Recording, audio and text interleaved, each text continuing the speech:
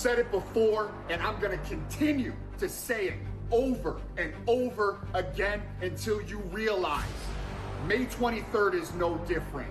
Ashton, you have a big opportunity ahead of you. Finally, a moment to prove that you have what it takes. A chance to show that you have that fire, that burning desire, feeling in your chest to get the job done. I don't care about the losses. I don't care about the stakes of the match. I'm coming in there to hurt people. Body number one, body number two. You're both nameless. I will have my hand raised at the end of the night. Going into this match, all you have to do is show up because you've already lost. Now, you just need to think about if you can survive. It's not up to you, Ashton. It never was. I decide when you get your shot. I decide when this ends. And all you gotta do is show up. Seems to be the only problem you have, huh? Showing up when it matters. Showing up to life. Showing up when it counts. Ashton, I know I'm gonna be there. And just know I got that same burning sensation in my chest too. But the only difference is between you and me is that when I get the job done, I leave no witnesses.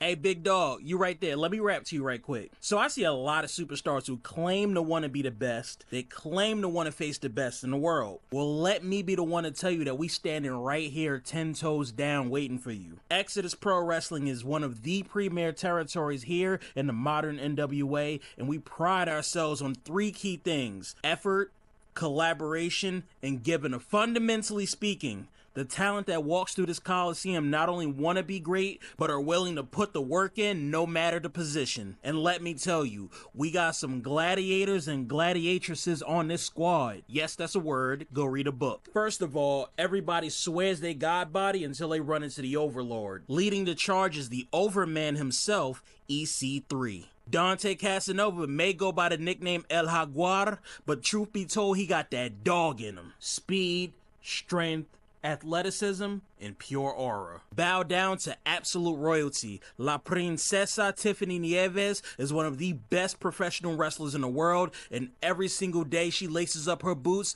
you are blessed. Get it?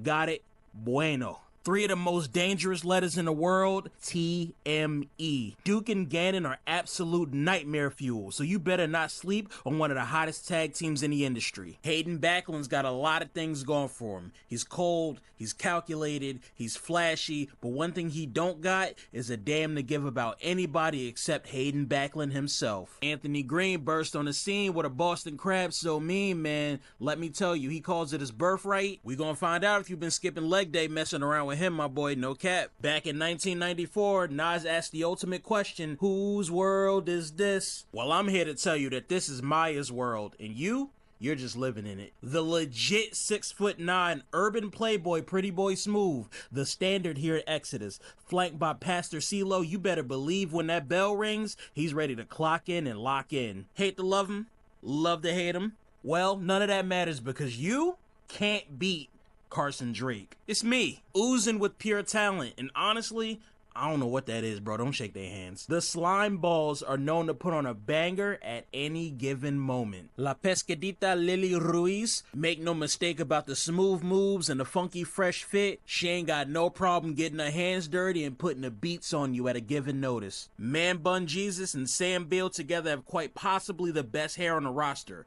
Probably because you've got competitors pulling theirs out trying to fight the momentum these two have as a tag team. Look at me when I tell you this. You do not want smoke with Lord Crew. I promise you. Everybody got a plan until they get punched in the face, and then he spin kicks your spirit out your body. Merciless. You might think it's all fun and games, but to Brandon Beretta, this beatdown he's about to give you, strictly business. Often imitated, never duplicated, forever alienated. Alienated Youth consists of two of the fastest rising stars in the business. Mila Moore is the hottest new addition to Exodus Pro Wrestling, and she specifically told me to use the word hot because she said all y'all ugly as hell. To the uggos out there, every time she walks out, you're experiencing a feature film, but to her, honestly, this is community service because she has to look at you. Yikes. I'ma let you know right now, the wild card Christian Napier lined himself up with Midwest legend Vincent Nothing. Vince Nothing been kicking people's heads in for years out here, and honestly, Christian Napier, a crash out waiting to happen, this spells trouble for Exodus Pro Wrestling. Cristiano Argento, the third Millennium Caesar, the man who bested 1,000 men to earn that crown, the man flanked by his royal court of Gaston and Sebastian, the man who's single-handedly keeping the lights on in Versace. As dastardly as he may be, every match Richard Holiday is in has a big money feel to it, and that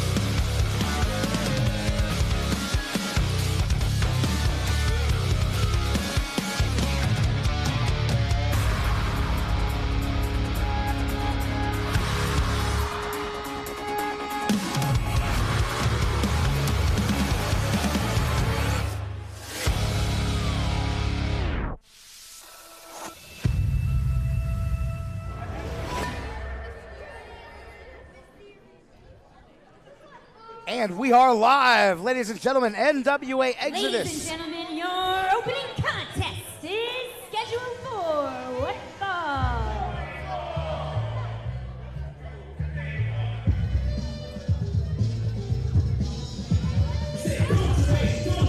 Oh, you guys ready to have some fun? Check this guy out right here. Introducing first, being accompanied to the ring by Benny the Basketball, averaging 2 assists per game from Rucker Park, New York. At card number 3, Jermaine Marberry.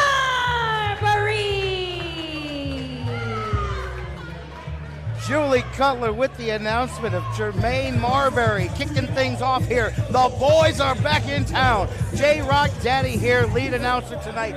To my left, pro wrestling podcaster Marcus D'Angelo. You better make that, go ahead and make that award-winning wrestling podcaster Marcus D'Angelo, and the pleasure's all yours. Indeed, a much more pleasant introduction. To my right, Cowpoke Paul. Well, yeehaw, J-Rock Daddy. Yeehaw! Is that all you got for me? Yeehaw! Indeed! Let's kick it off. The boys are back in town, and in town for the first time, Jermaine Marberry. This man comes from Rucker Park. If you guys know anything about the history of basketball in Rucker Park, this guy's out here representing with Benny the Basketball with him, as his opponent now makes his way to the ring. Well, we know he can hoop. Let's see if he can wrestle.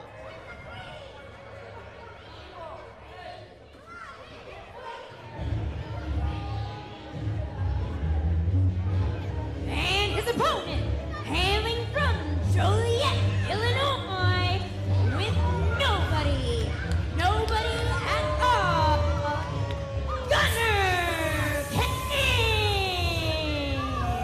A little bit harsh of Julie to point out that this man is accompanied by nobody. Did you feel the change in the building? Jovial, upbeat, the Benny the Basketball mascot for Marberry, and then here comes a much more serious man, Gunner Kane. Well, look, Gunner Kane is accompanied by nobody because he needs nobody. He has got a nasty mean streak, and And I think that Jermaine is in for a rough surprise tonight. Well, I'll tell you what, don't count Jermaine out before he starts. NWA Exodus has been looking to find an opportunity for this guy. He comes out of the Northeast from New England, trained by Pretty Paul Roma and Antonio Thomas. And this guy, he's the real deal, and it appeals to the crowd, and the crowd appeals right back. Yeah, well, look, Gunnar Kane is focused only on inflicting punishment. I don't know if Jermaine, yes, he might have the training background, but does he have the aggression to match him? I don't think so. As these two play with the crowd, we get you guys set for what is going to be a fantastic night here at Exodus. AJ McKay unable to be here. I'm filling in, and I get the pleasure to bring these matches to you with these gentlemen here as we kick it off here to start the night. A big lockup in the middle of the ring, and we are underway. Well, let's see if that leverage, that size advantage is going to do anything for Jermaine. Again, I don't know if the aggression is going to be there enough to match Gunnar Kane. Kane now, a much more classic technical wrestler here, but early going, he's being out-wrestled by Marberry here with the headlock takeover. What is with this basketball on the outside? What's the story with that? That's Benny the basketball, clearly a feel-good mascot, just like you would see on the courts anywhere. I mean, come on, man.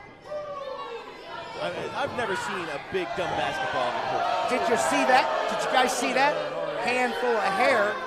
Well, hey, look, you've got to be aggressive if you want to get ahead, and Gunnar Kane is personifying that tonight. That time, no hair, but then a big tackle. See, Gunnar Kane, he may be a bit shorter, but he's got the power here. Now, quick drop down. Kane hits the other ropes, leapfrog, good agility, and a big arm drag in the middle of the ring. How about that? Jermaine Marberry with a little bit of two-step and wrestling right here. Well, look, it was nicely done, but it's just a matter of time before Gunnar Kane gets his in. We saw a little peek of it just now. As the crowd here, you hear the unique energy that comes with Benny the basketball and Jermaine Marberry. Meanwhile, Kane with a handful of hair, referee George in there, asks for a break. No clean break there. There it is. You've got to show that aggression. Cowpoke Paul calling out the cheap shot indeed, but Marberry not to be stopped, up and over, hits the ropes. That right there, how about it? He calls that the Euro step neck breaker, guys. I gotta admit, it was really nice. It was really nice, but he better stay on top of him.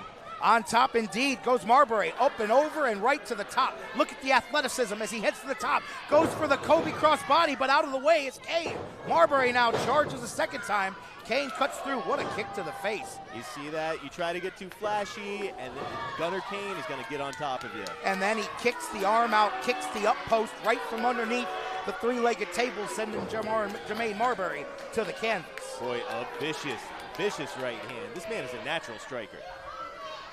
Gunnar Kane now trying to slow things down, and really, guys, again. Choking him on the ropes here. Absolutely, but you got to do that when you're in the ring. You know, Paul, as a fellow wrestler like myself, when you're in the ring with a guy who's faster, quicker, more athletic, you really want to slow things down, get the momentum on your side. Yeah, well, look, it's the ropes are part of the ring. Why not use them to your advantage? Gunnar Kane is doing that. Right there, going for a stomp. Marberry uses that quickness, gets out of the way, roll up, 2 count, right back to it now, however. Double leg takedown. 1, 2, kick out. The eyes? Did he rake his eyes just now? And how about this, though? Floating over, grabs the head, almost a modified gator roll. Very impressive by Gunnar Kane into a Falcon Arrow. Can he get it right here? Beautiful move. That should do it. Do not count out Jermaine Marberry. He's got the heart of a soldier here. Straight from Rucker Park to your living rooms here on the NWA YouTube.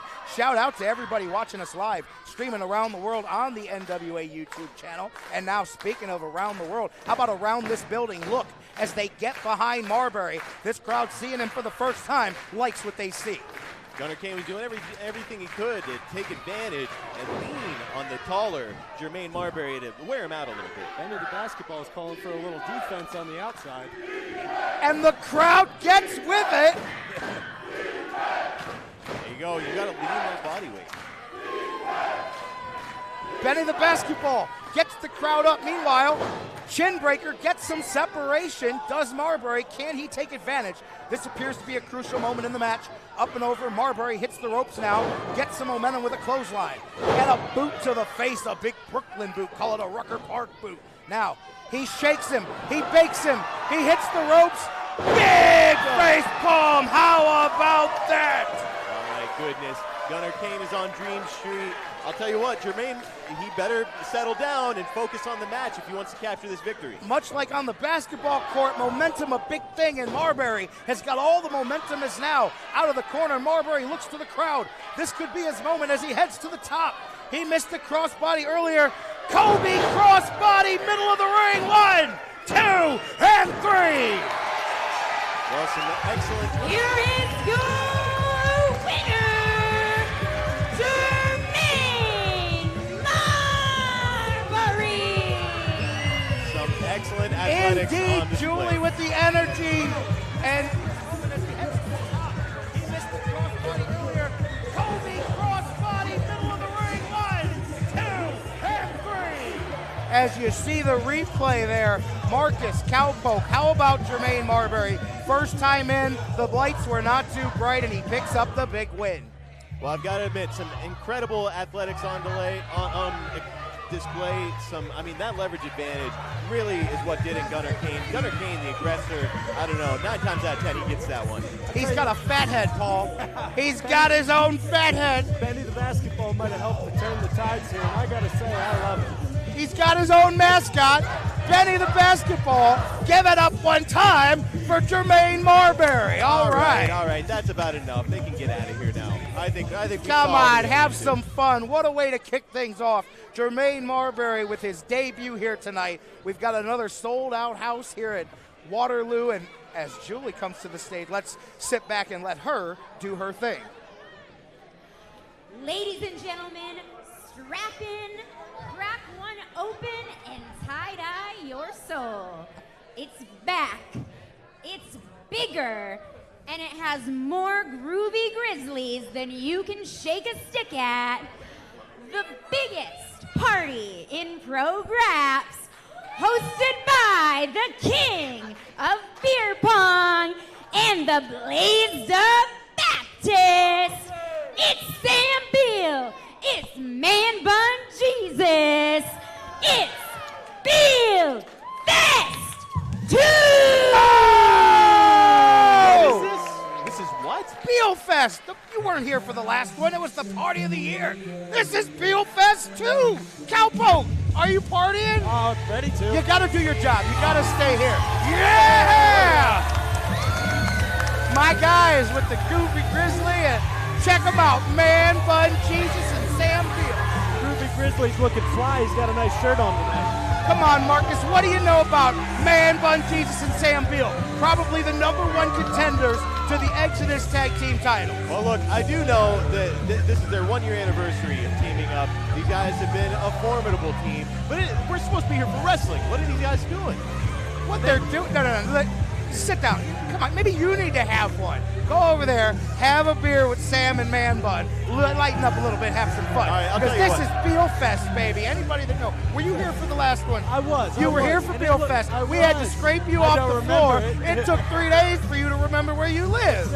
Exactly. Cowpoke, have a little decorum. You're supposed to be a professional. Come on. I think they have Baffle over there. I'm going to leave you guys head over there as quick as I can. Look at them. They've got the Grizzly. They've got the, look at him, the cameraman. No, not the cameraman. Hey, On the hey, job. He's got a job to do. your cameraman's over here getting sauced up, guys. He's got a J-Rock, job to you do. can Come do it, on. why can't I? No, stay here. No, see? The cameraman, now he's trying to get Cowpoke. Cowpoke, stay here. Stay here. You can go have a drink over here, Marcus, but you, Cowpoke, I need at least one person to stay here I don't want to be and help part of me that. out. Look at these guys. The crowd loves it. Sam Beal, MBJ, I two don't wanna of be the part of most that. popular guys here at Exodus Pro. These guys are making an absolute mess out here. Of course they are. It's Beal Fest. Well, who's going to clean that up? They're going to play beer pong. They've got poker over there. Look at them. They got a couple of cases. Looks real fun over there. It's fun. Have you ever had fun before? It's Try absurd. it. It's absurd. Try it sometime. We're here for professional wrestling. Look at them. Look. How many drinks has he had? The already? following contest is a tag team match scheduled for 1 fall.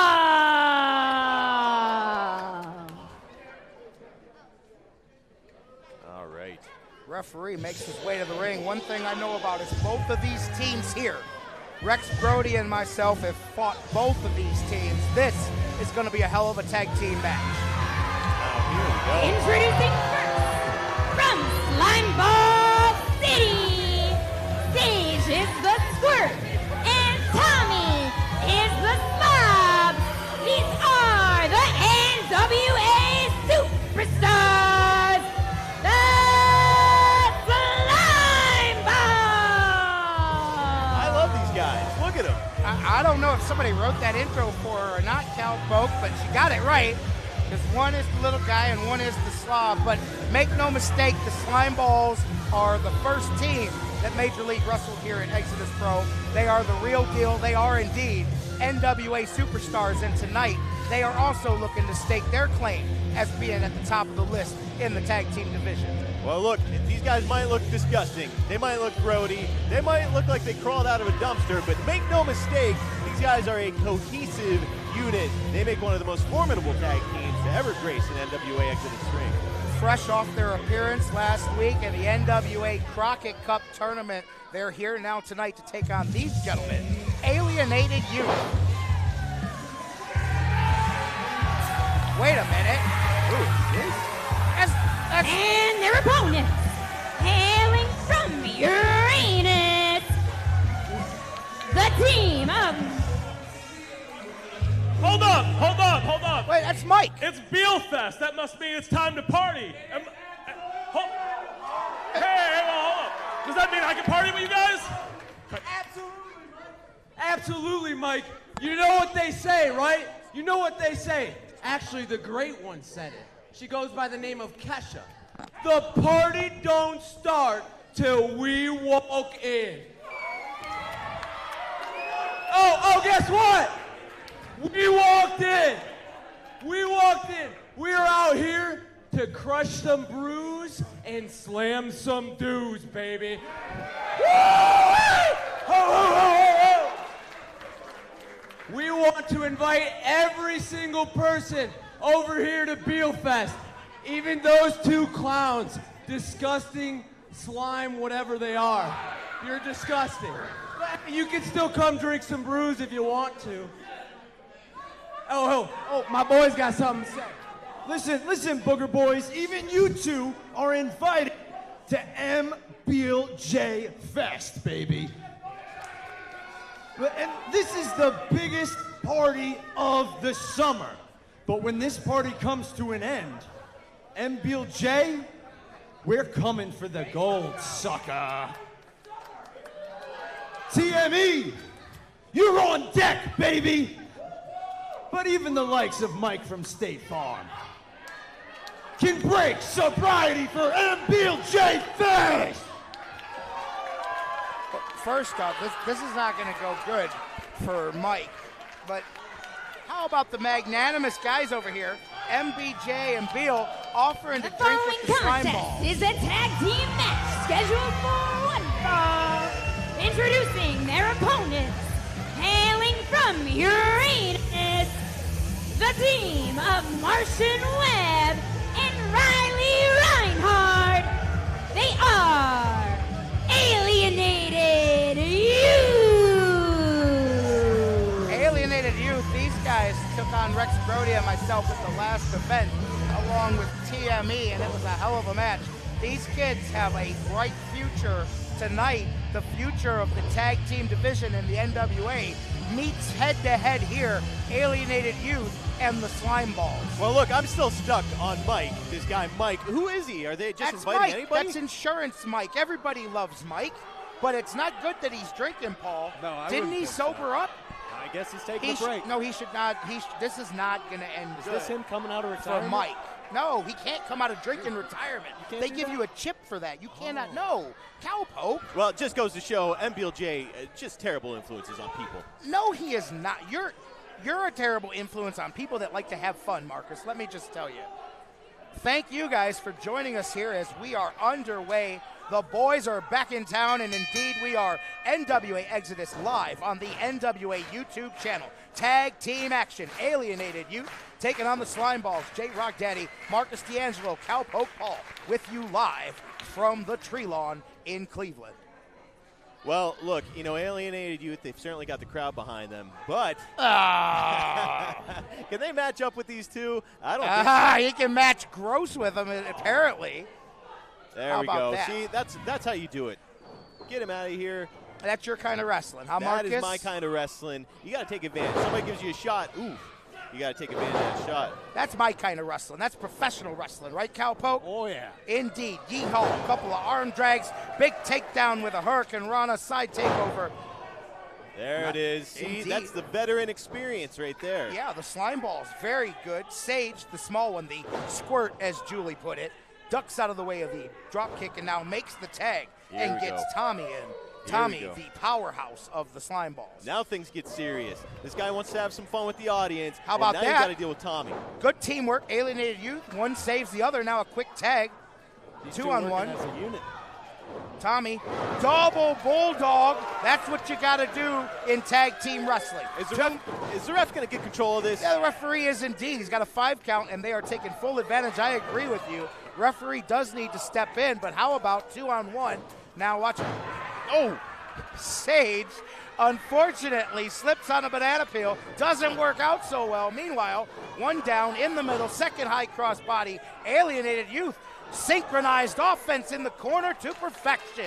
Well, look, these two are trying to get back into the title picture, but make no mistake, these two present a tall order. Tommy back up on the apron, right back down with the drop kick. Now, some more teamwork.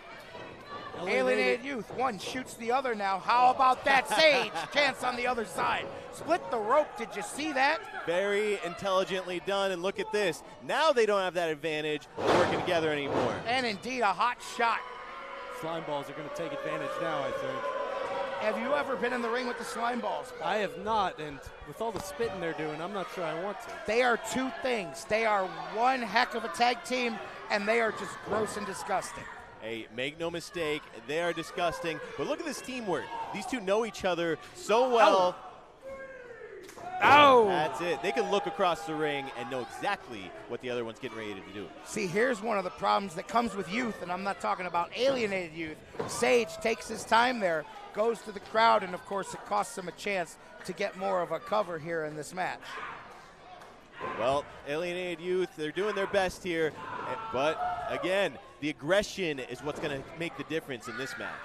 Riley Reinhardt now taking its toll here in the ring as these slime balls have done the classic tag team maneuver, cut the ring in half, and they are completely keeping Alienated Youth in their corner. How about that? A tilt-a-whirl spear assisted by his partner for the slime balls. That looked rough for Riley. He's got to make that tag. I happen to know that that move is called the slime shot, and boy, did they lay it in. They sure did. I'm thinking if this one's all over but the crying. Well, don't underestimate Alienated Youth, but how about not underestimating the slime balls? On that kick out, you notice Tommy kept his hands on Riley the whole time, didn't let him get separation, knocks him right back down. Now here comes Riley's back up, fighting spirit, but Tommy puts him right back down.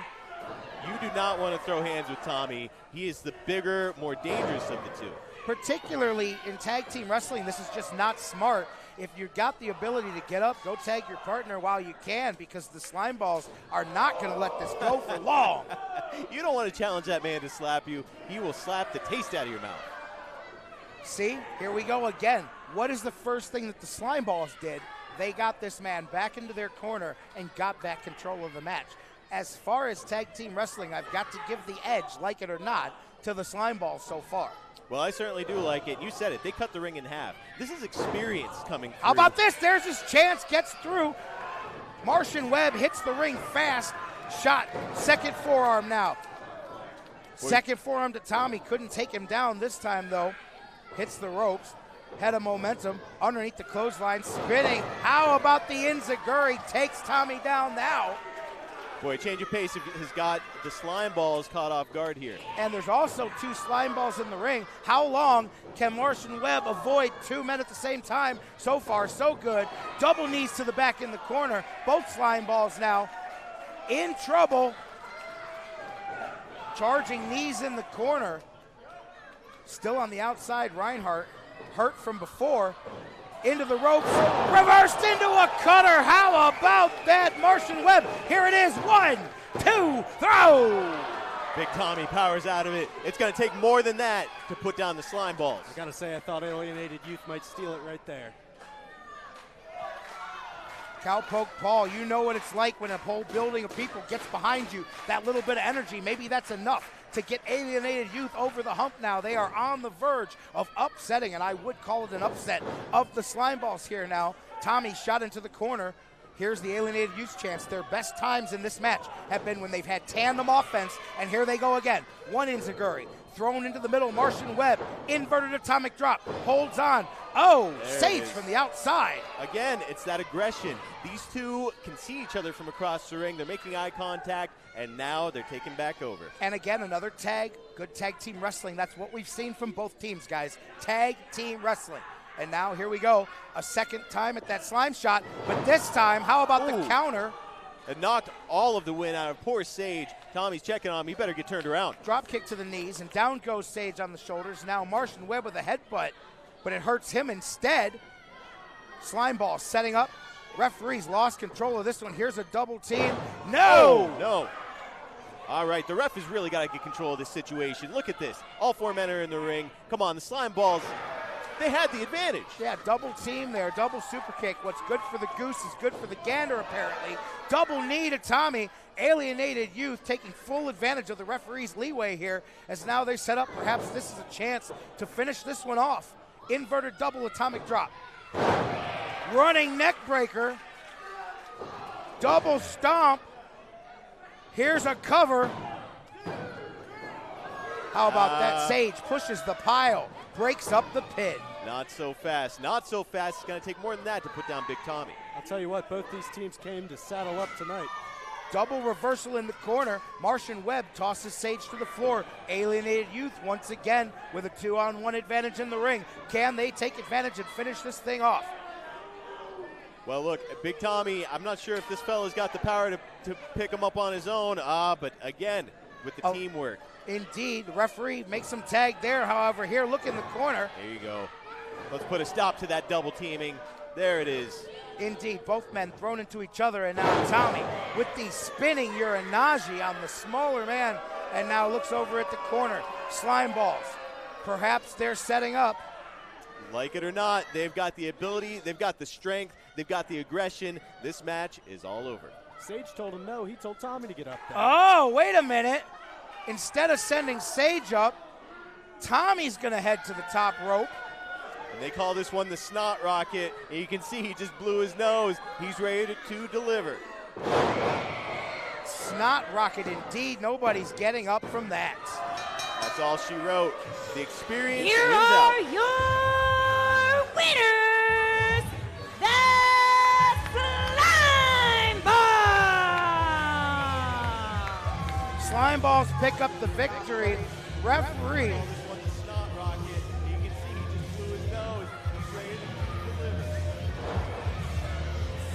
Rocket indeed. Nobody's getting up from that.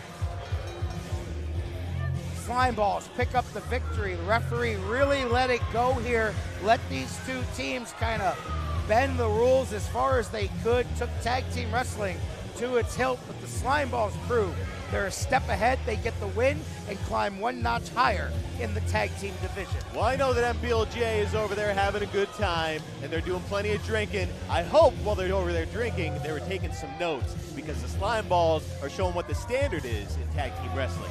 Slime Balls, Beal and MBJ over there, no strangers to each other. They've had a couple of wars right here in the tree lawn. Are they drinking over there? Here come your winners right here. They're gross, they're nasty, they're disgusting, but they are also one of the best tag teams in the entire world today. NWA Superstars, the Slime Balls. MBLJ over there doing plenty of talking, but the Slime Balls did their talking in the ring tonight. They got their win tonight, but let me tell you, Man Bun and Sam Beal, Major League, J-Rock and Rex Brody, TME, the tag team division is thick. The Slime Balls still got a lot of work to do. Ladies and gentlemen, introducing Austin Mulitalo. Wow.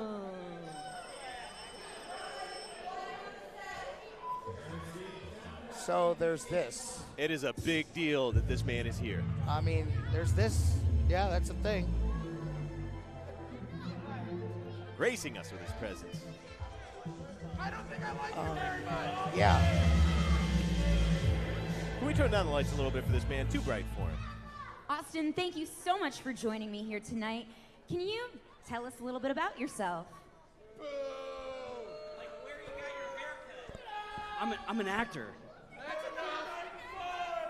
Okay, well, is there any particular character you're going to be portraying tonight?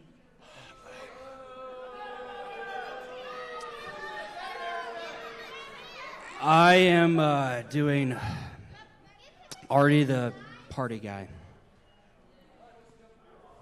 Well, this is beneath him. What? And what? Let's count it down for you. Take my glasses. Please. Then do the countdown. Okay, let's count it down. 3, 2, 1.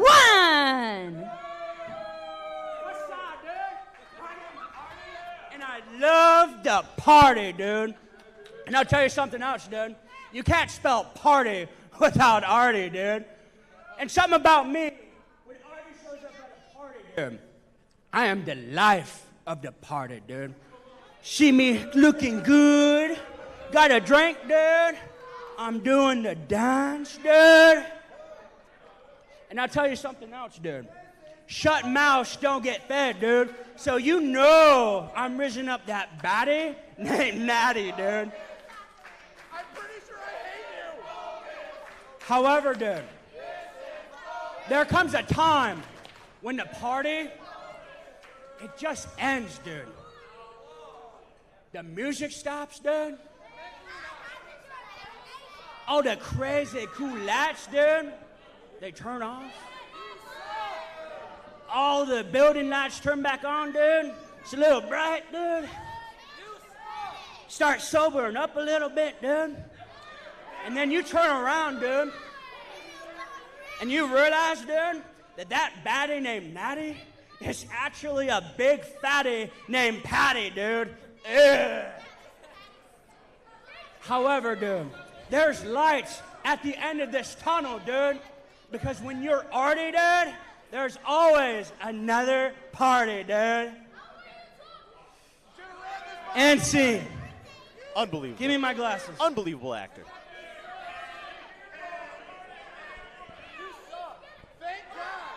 What the hell was that? That was called method acting. No, what the hell was that? That was method Hey, acting. Cowpoke, dude. Hey, dude. No, Cowpoke, dude. Seriously, dude. What was that, dude? You know, you two just do Cowpoke, not understand the art form. Don't understand acting. Hey, dude. If you guys ever studied theater, you would know that was phenomenal. Hey, dude, they're coming out. Hey, dude.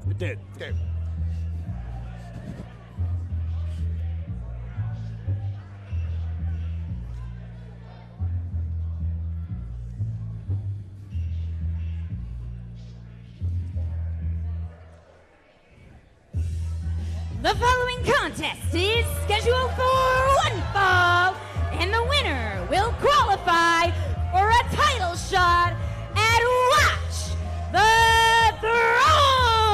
Throne. Introducing first, from Buffalo, New York, Hayden Backlund. Now, all fun aside, this dude doesn't party. All he does is plow through the competition. Hayden Backlund, no joke. And we're going to talk about Walk the Throne in just a second. And his opponent, hailing from almost heaven, he is Handsome Harley. And then there's this guy. One half of handsome and gorgeous and handsome and gorgeous and handsome and so on and so forth. Handsome Harley makes his way to the ring. What do you know about Handsome Harley? Well, look, I know that he's a beautiful physical specimen, obviously. You have to be with a name like Handsome Harley. However, he's up against a real shooter in Hayden Backlund. Yeah, for real. He's up against one tough man. However, the rewards are plentiful. The winner of this match will become the first person to qualify for Watch the Throne, which is our next event live here at the Tree Lawn, August 9th. The champion, the winner of tonight's main event for the NWA Midwest title between Dante and Strictly Business will defend in a 5-way match. 3 of them will be decided here tonight. 1 more to be decided on the night of the show. The winner of this match here becomes the first person to get a spot in the title match in August. Well, look, at the end of our last event that these two were involved in, Hayden Backlund turned on Handsome Harley with a vicious attack. Meanwhile, Handsome Harley took way too long to get back to the action. Hayden Backlund waiting no longer. Big knee, that is it. Indeed. My goodness. Here is your winner, Hayden Backlund. That was so fast, I didn't even get a chance to say cowpoke. Hayden Backlund waiting no longer. Big knee, that is it. Didn't even get a chance to say cowpoke. What'd you think of that? Well, what did I think? It was quick. Yeehaw. Yeehaw. Didn't even have time for it. Hayden Backlund That's what we makes call his him, way 8 back. seconds Hang out. on a second, guys. Maybe not. This thing on? Huh? You like that? I am so sick of seeing my laborer father come home and not be able to help. I'm so sick of seeing my mother watch every other kid graduate, and I can't help.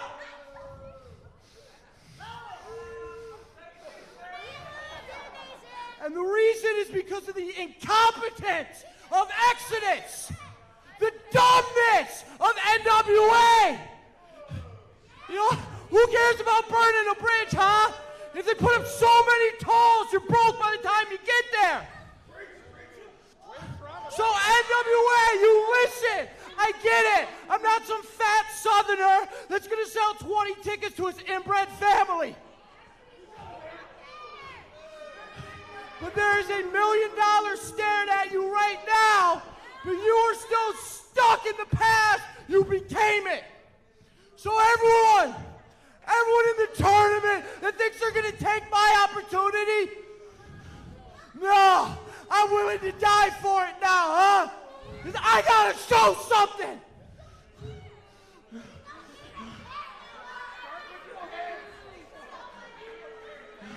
So from here on out, everyone that took my opportunities for all the money I should have made, but you're too stupid. I'm armed. This is my weapon of choice.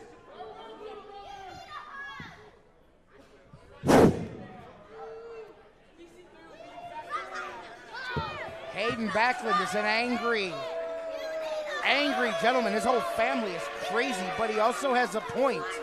Closed mouths don't get fed, and this man has a chance to change his life on August 9th. He is now the first qualifier in the championship match at Watch the Throne, August the 9th. A quick, decisive victory and some very pointed words there from Hayden Backlund. Made a lot of good points. At this time, please help me welcome Hunter!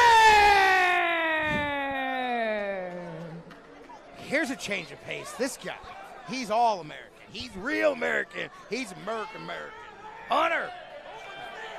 Now, change of pace is one way to put it. Come on, give it up for Hunter. Hunter! Look at this guy. No. Cowpoke is on his best behavior. No, Hunter, no. Sorry, man. You can't drink tonight. I need you. My name is H.U. Hennon here, and I have come to Exodus Pro to fight for each and every one of you. Yeah, baby, I like to drink beer. I like to smoke cigarettes. And most of all, I love Waffle House. I mean, who can argue?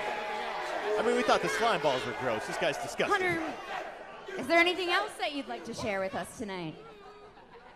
Yeah, I'm gay.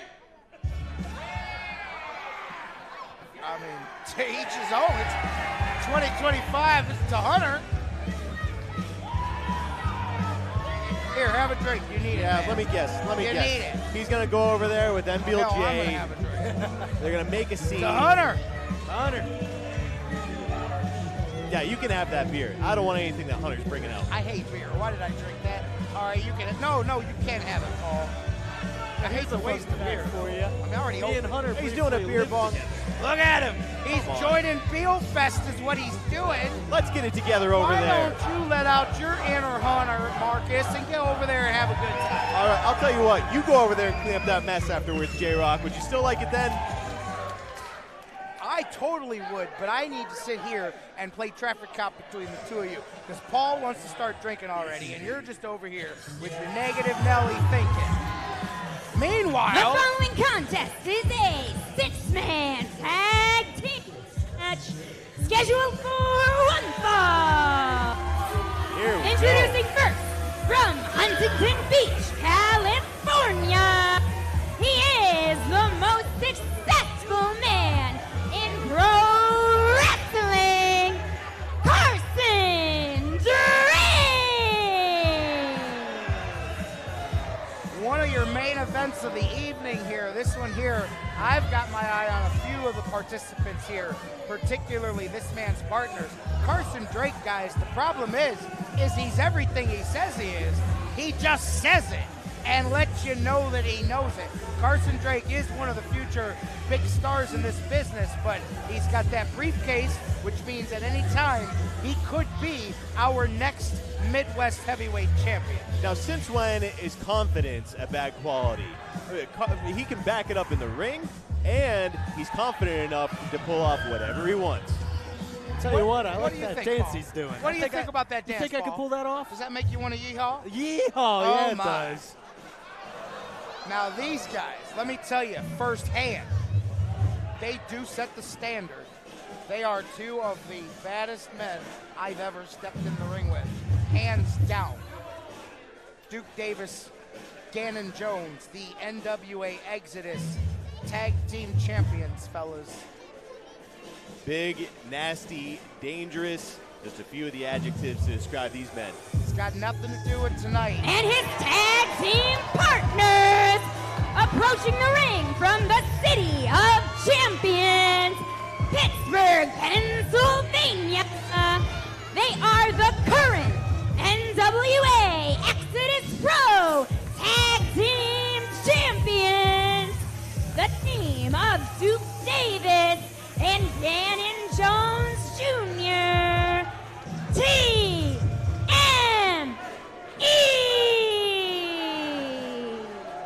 I'm sorry if I have a hard time being impartial. Those two gentlemen right there are the reason that my tag team partner is on one leg for the next 6 months. They are the reason that I'm sitting here tonight and not in that ring, and they're the reason why we have not yet gotten our hands back on those titles. Tonight's not about us, but Rex Brody and J-Rock Daddy aren't done with TME, but I'll give it up for them tonight. TME and Carson Drake are one hell of a six-man tag team. Well, look, They're one heck of a team, but they go one heck of a team to go up against as well. Two of the three of us at this table have had our hands mauled at the hands of TME. And take it from us, Marcus, that's not a place you want to be.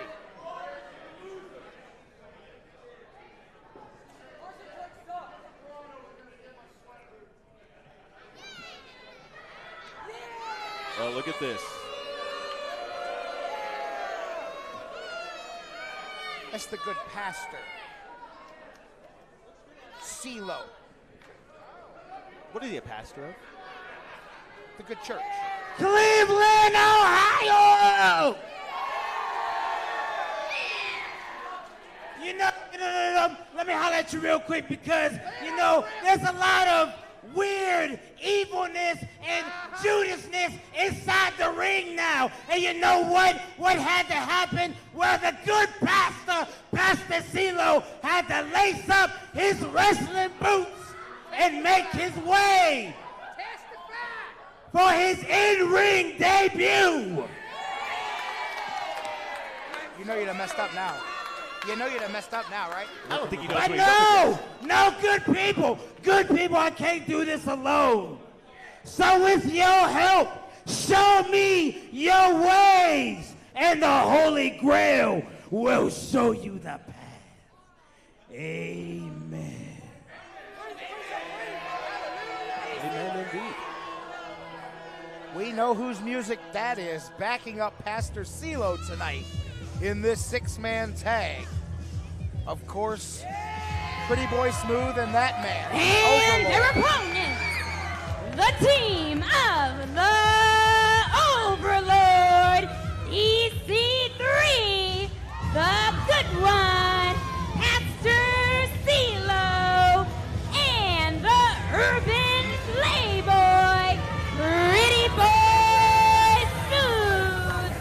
They are the Holy Grail.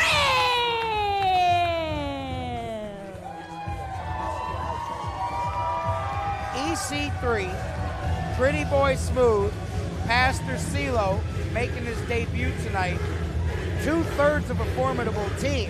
However, against the likes of Carson Drake and TME, is Pastor CeeLo's debut tonight a strength or a weakness for the former Midwest champion and the former NWA World's Heavyweight Champion? Well, I'll tell you what, Pastor CeeLo, talk about trial by fire. He's making his debut here. He's got to deal with the likes of TME and Carson Drake. I mean, you cannot find a more dangerous trio anywhere in professional wrestling. EC3, of course, in another lifetime, I trained that gentleman. He has then gone on to train many men, take many people under his wing. Pretty Boy Smooth is one of the men that EC3 has chosen to mentor and lead to the next generation, and it led him to being the very first NWA Midwest Heavyweight Champion. Well, now look, I know that you trained EC3, but I'm going to ask you to be impartial here. If you look at this objectively, you've got this team of TME, very, very polished tag team, teaming up with Carson Drake, who's now the gold standard in the NWA. I mean, be honest, J-Rock. Do you think this team stands a single chance? Oh, they most definitely stand a chance. However, you are correct. I would say the odds-on favorite tonight would have to be the team that is in the closest corner to us on the screen right now. That being the former NWA World Television Champion, Carson Drake, and TME, the Exodus Champions. I'll put TME up there, top handful of tag teams in the entire sport of professional wrestling. There's one thing I don't do, it's bet against TME. I'm sure that was painful for you to admit that your boy there, EC3, is going to be the underdog, but let's face the facts tonight. He might be an underdog, but they don't call him the Overlord for nothing, and as you can hear, he is definitely the G.O.D. in this building in Cleveland, as is the man in the middle, Pretty Boy Smooth, who is one-on-one with Carson Drake. Well, look at Carson Drake showing no fear. However, showing no fear, my butt. However, he tags out real quick to Gannon Jones Jr. He made a business decision there. You got to get Gannon Jones in there, kind of set the tone for the team. Well, talk about setting the tone. I can't think of a better way than to tag in the massive human that is Gannon Jones Jr. Here's the thing about TME, Cowpoke. His partner's a meta-human in Duke Davis, as these two large gentlemen lock up in the middle of the ring, and we are underway from the tree lawn. You know, PB's so big he makes Gannon look small. And when do you say that sentence? Never. Yeah, well, look, Gannon is a freak athlete. I mean, at the peak of his career right now, so Pretty Boy Smooth better not underestimate him. And Pretty Boy Smooth, his saying lately has been clocked in and locked in. Take a look at his eyes tonight. He is locked in to the eyes of Gannon Jones Jr. This is a much more serious business version of Pretty Boy Smooth. Well, one of Carson Drake's greatest strengths is his mouth, and so Pretty Boy Smooth better remain focused on that freak athlete Gannon Jones in the ring standing across from him. And good call, the distraction by Carson Drake. Gannon Jones gets the momentary advantage. And like two bulls meeting in the ring, down goes Gannon Jones. How many times do you see that, Pope? Not often. These are two big men. Yeah, well, Gannon Jones might be down, certainly not out, and he's not going to stay down for long. Here we go. Drop down, Smooth floats over like a gazelle, and then a spine buster. And here comes EC3. All right, well, EC3, one of the best athletes in all of the NWA. My goodness. Assisted splash, smooth, picks EC3 up, 6'9" in the air, sends him down for a 2 count on Jones, and now a chin lock. When you have arms and deltoids the size of EC3, that hold is much more effective than it would be for the standard wrestler. Certainly is, but Gannon Jones quickly back up, and look at that, grabbing a hold of his own. Here's the thing. Both of these men are doing things that they're not used to another man doing to them. As now Jones shoots EC3 off and the two bulls meet in the middle of the ring, and EC3 grabs the headlock again. Quick tag, we're seeing some good movement thus far. EC3 and PB Smooth, also part of the Crockett Cup for the NWA. Pretty Boy sends him in, and EC3 hits the crossbody. What tag team? I'll tell you what, EC3's got muscles in places most people don't have muscles. He sure does. What tag team action from EC3 and Pretty Boy Smooth. And now a choke slam, no, Drake in the way, causes the distraction. Gannon Jones heads to the corner, and then Duke Davis helps him slip, does Gannon Jones, and then striking the leg and down with the belly to back. TME. Good tag team action. It may not always be silky smooth, but it is on time and on the money. Man, look at the unbelievable strength of Gannon Jones. Hoisting up Pretty Boy Smooth like he was a child, no problem. And how often do you see Pretty Boy Smooth on the mat, in pain, struggling to get up? Only someone the size of Gannon Jones and Duke Davis could do that to begin with, and now Smooth in a position that he doesn't often find himself in. That is on the defensive and in the opposition's corner. Now we go to school. Here comes the meta-human Duke Davis. If anybody can match blows with the big Pretty Boy Smooth, I think it's the meta-human. The meta-human Duke Davis is no euphemism, no professional wrestling nickname. It's what that man is, and nobody can match up with him strength for strength. Dead even. I'll put that up against anybody in this entire sport. Meanwhile, EC3 letting his temper. He should know better. 20 plus years in the business. He's been the world champion. He knows, but he allows his anger to get the best of him. Carson Drake, guys, has the ability to do that to all of us. Let's admit it. Carson Drake can make a grandma angry crossing the street. If you want a lesson in intensity, you just take a look at Duke Davis. Well, look, like it or not, Carson Drake has got the biggest brain out there. I'm talking about everybody in the entire building. And look, he's proving it again right now. I'll tell you what, though, we talked about it earlier. I'm interested to see what happens with Pastor CeeLo, because clearly in the early going, Pretty Boy Smooth and EC3 have made a deliberate effort to be the two men primarily in this ring, knowing the size disadvantage, even though CeeLo, a tremendous athlete, a tremendous wrestler in his own regard. Now the crowd calling for CeeLo. Well, let's call this what it really is. Oh, cheap shot from Carson. CeeLo doesn't want to have anything to do with Carson Drake and TME. Oh, you know better than that. I will say this. I don't know if he wants to get in there with TME. He's not afraid of anyone, is CeeLo, and he definitely wants a piece of Carson Drake. To be honest, so does everybody in this crowd and everybody in every building that Carson Drake has ever appeared in, from the doctor that birthed him and slapped him. Well, that's what happens when you're a big-time celebrity, a big-time star, the future of professional wrestling. People resent you. So everybody in this building resents Carson Drake, and CeeLo just wants to be like him. Never will be. I would think to disagree, because I think people don't like him just because he's a toolbox. But hey, to each his own. As now Carson Drake, Pretty Boy Smooth from his knees shows that he's still got incredible striking power. Staying in it. Carson Drake, however, staying one step ahead as he once again does Drake quickly. Tags in Gannon Jones. Classic Carson Drake here with the Carson Shuffle. Hey, when you're that good, you can have a little fun out there. Pretty Boy Smooth for a second gave a look of sheer terror to Carson Drake before Gannon Jones was able to save the day. And now, look at Drake. See? He's very smart. He wants in at the right time. He gets in, he gets out. Now he misses. A big elbow does Carson Drake, and Smooth with a chance to tag, and he does. Here comes EC3. One clothesline. Big wheel to the corner. Three's getting some momentum going now. Charges to the corner.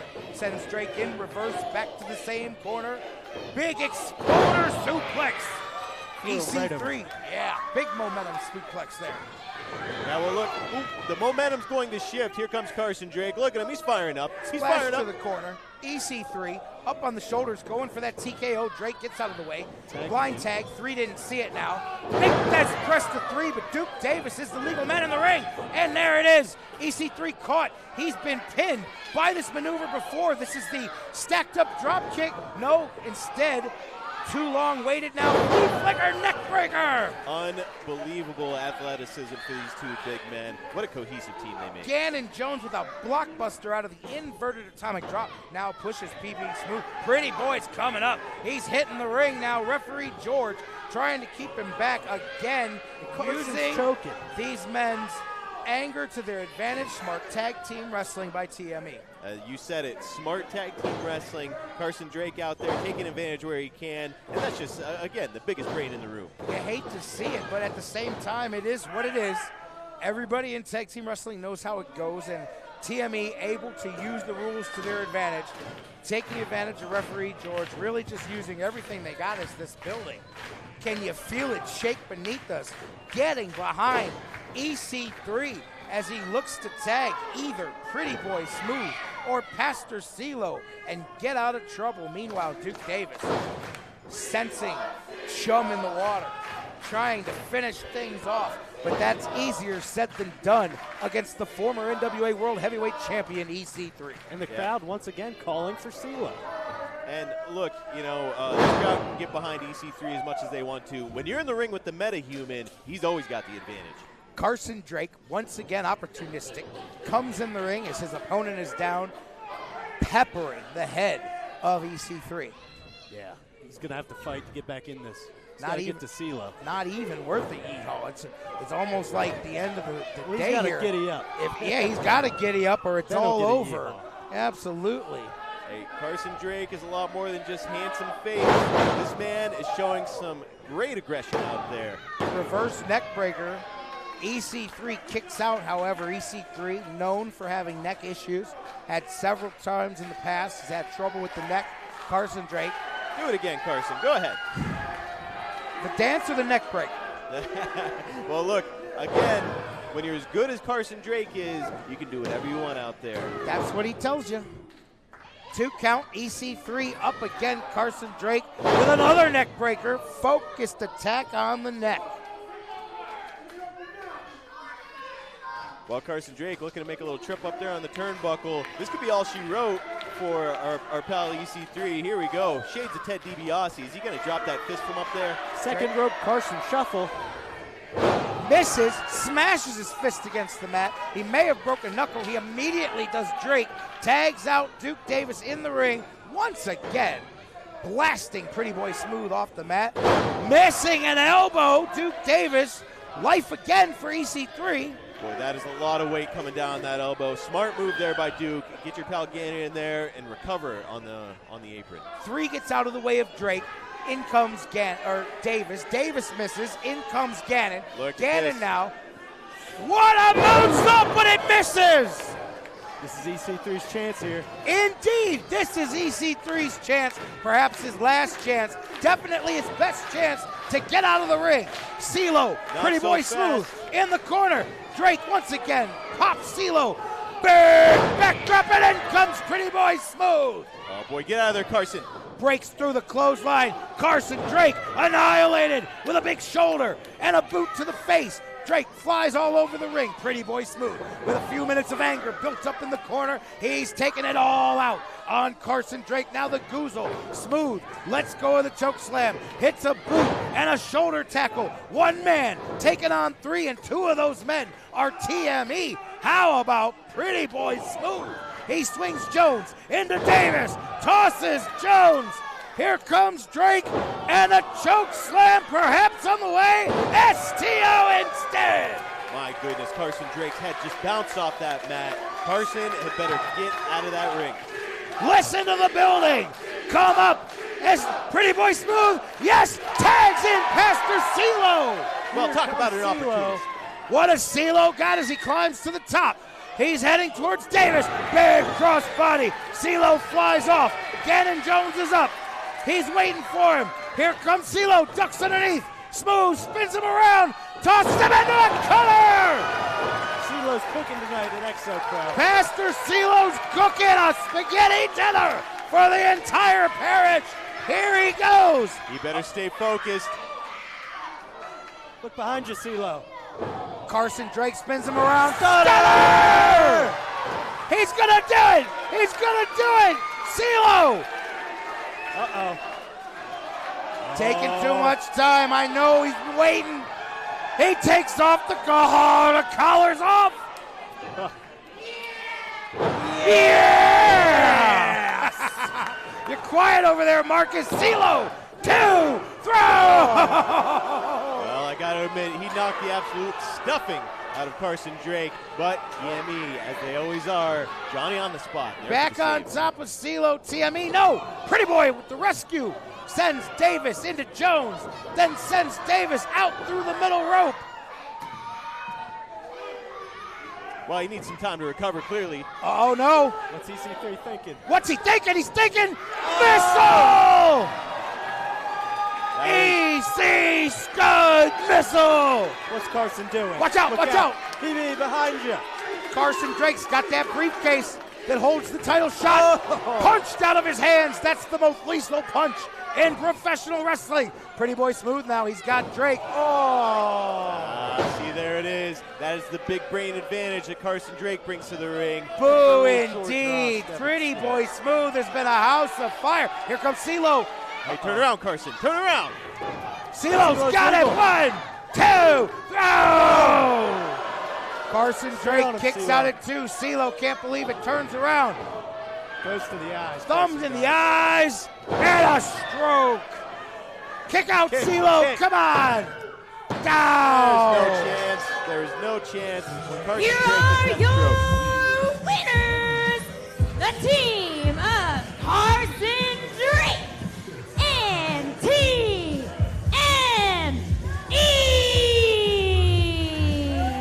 When Carson Drake hits that stroke, that is going to be the end of the match. Proved out again tonight. And look, like I said, when it comes to the big brain, when it comes to the athleticism, there is no competing with Carson Drake and TME. As you see the replay, how Carson Drake pulled it off, gets the victory. I apologize, I may have gotten a little bit biased there. Pretty Boy Smooth, and then Pastor CeeLo got on a roll. I don't like TME. I don't really like Carson Drake either, but I can't stand TME. But they get the victory tonight. And what a victory against CeeLo, against Pretty Boy Smooth, and against EC3. Man, what a match. To hang his head after his first match at Exo Pro. Well, look, love him or hate him, Carson Drake, TME, the lights are bright tonight. They rose to the occasion.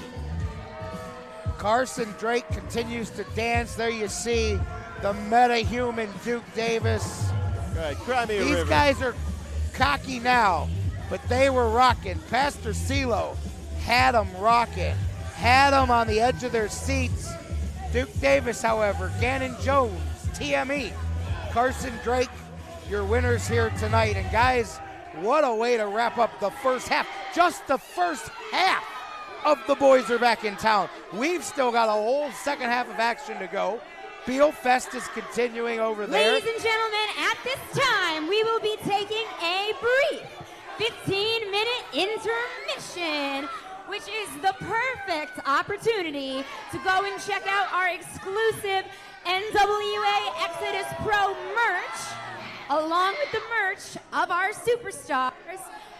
Use the restrooms, refill your cup, and Dog, when we you right there. Let me return, rap to you right quick. we So will I see be a lot of seeing the superstars who final claim to match want to be in the the best. Watch. They claim to want to face the best in the world. Well, let me be the one to tell you that we standing right here 10 toes down waiting for you. Exodus Pro Wrestling is one of the premier territories here in the modern NWA, and we pride ourselves on 3 key things: effort, collaboration, and giving. Fundamentally speaking, The talent that walks through this Coliseum not only want to be great, but are willing to put the work in no matter the position. And let me tell you, we got some gladiators and gladiatresses on this squad. Yes, that's a word. Go read a book. First of all, everybody swears they God body until they run into the Overlord. Leading the charge is the Overman himself, EC3. Dante Casanova may go by the nickname El Jaguar, but truth be told, he got that dog in him. Speed, strength, athleticism, and pure aura. Bow down to absolute royalty. La Princesa Tiffany Nieves is one of the best professional wrestlers in the world, and every single day she laces up her boots, you are blessed.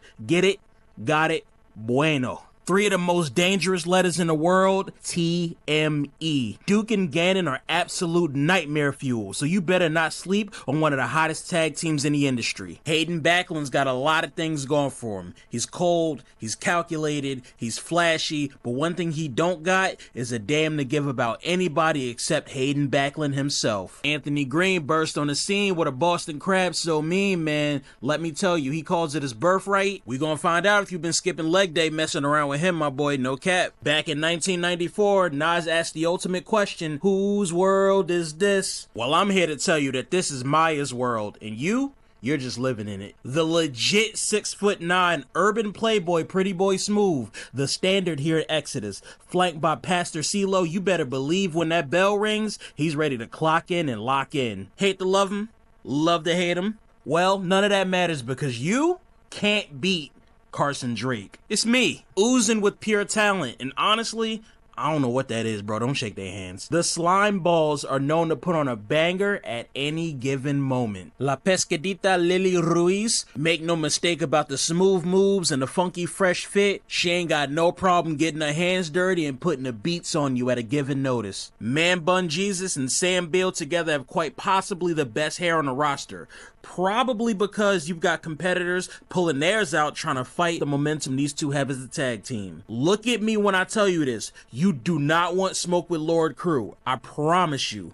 Everybody got a plan until they get punched in the face, and then he spin kicks your spirit out your body. Merciless. You might think it's all fun and games, but to Brandon Beretta, this beatdown he's about to give you, strictly business. Often imitated, never duplicated, forever alienated. Alienated Youth consists of 2 of the fastest rising stars in the business. Mila Moore is the hottest new addition to Exodus Pro Wrestling, and she specifically told me to use the word hot because she said all y'all ugly as hell. To the uggos out there, every time she walks out, you're experiencing a feature film, but to her, honestly, this is community service because she has to look at you. Yikes. I'ma let you know right now, the wild card Christian Napier lined himself up with Midwest legend Vincent Nothing. Vince Nothing been kicking people's heads in for years out here, and honestly, Christian Napier, a crash out waiting to happen, this spells trouble for Exodus Pro Wrestling. Hey, big dog, you right there. Let me rap to you right quick. So I see a lot of superstars who claim to want to be the best. They claim to want to face the best in the world. Well, let me be the one to tell you that we standing right here 10 toes down waiting for you. Exodus Pro Wrestling is one of the premier territories here in the modern NWA, and we pride ourselves on 3 key things: effort,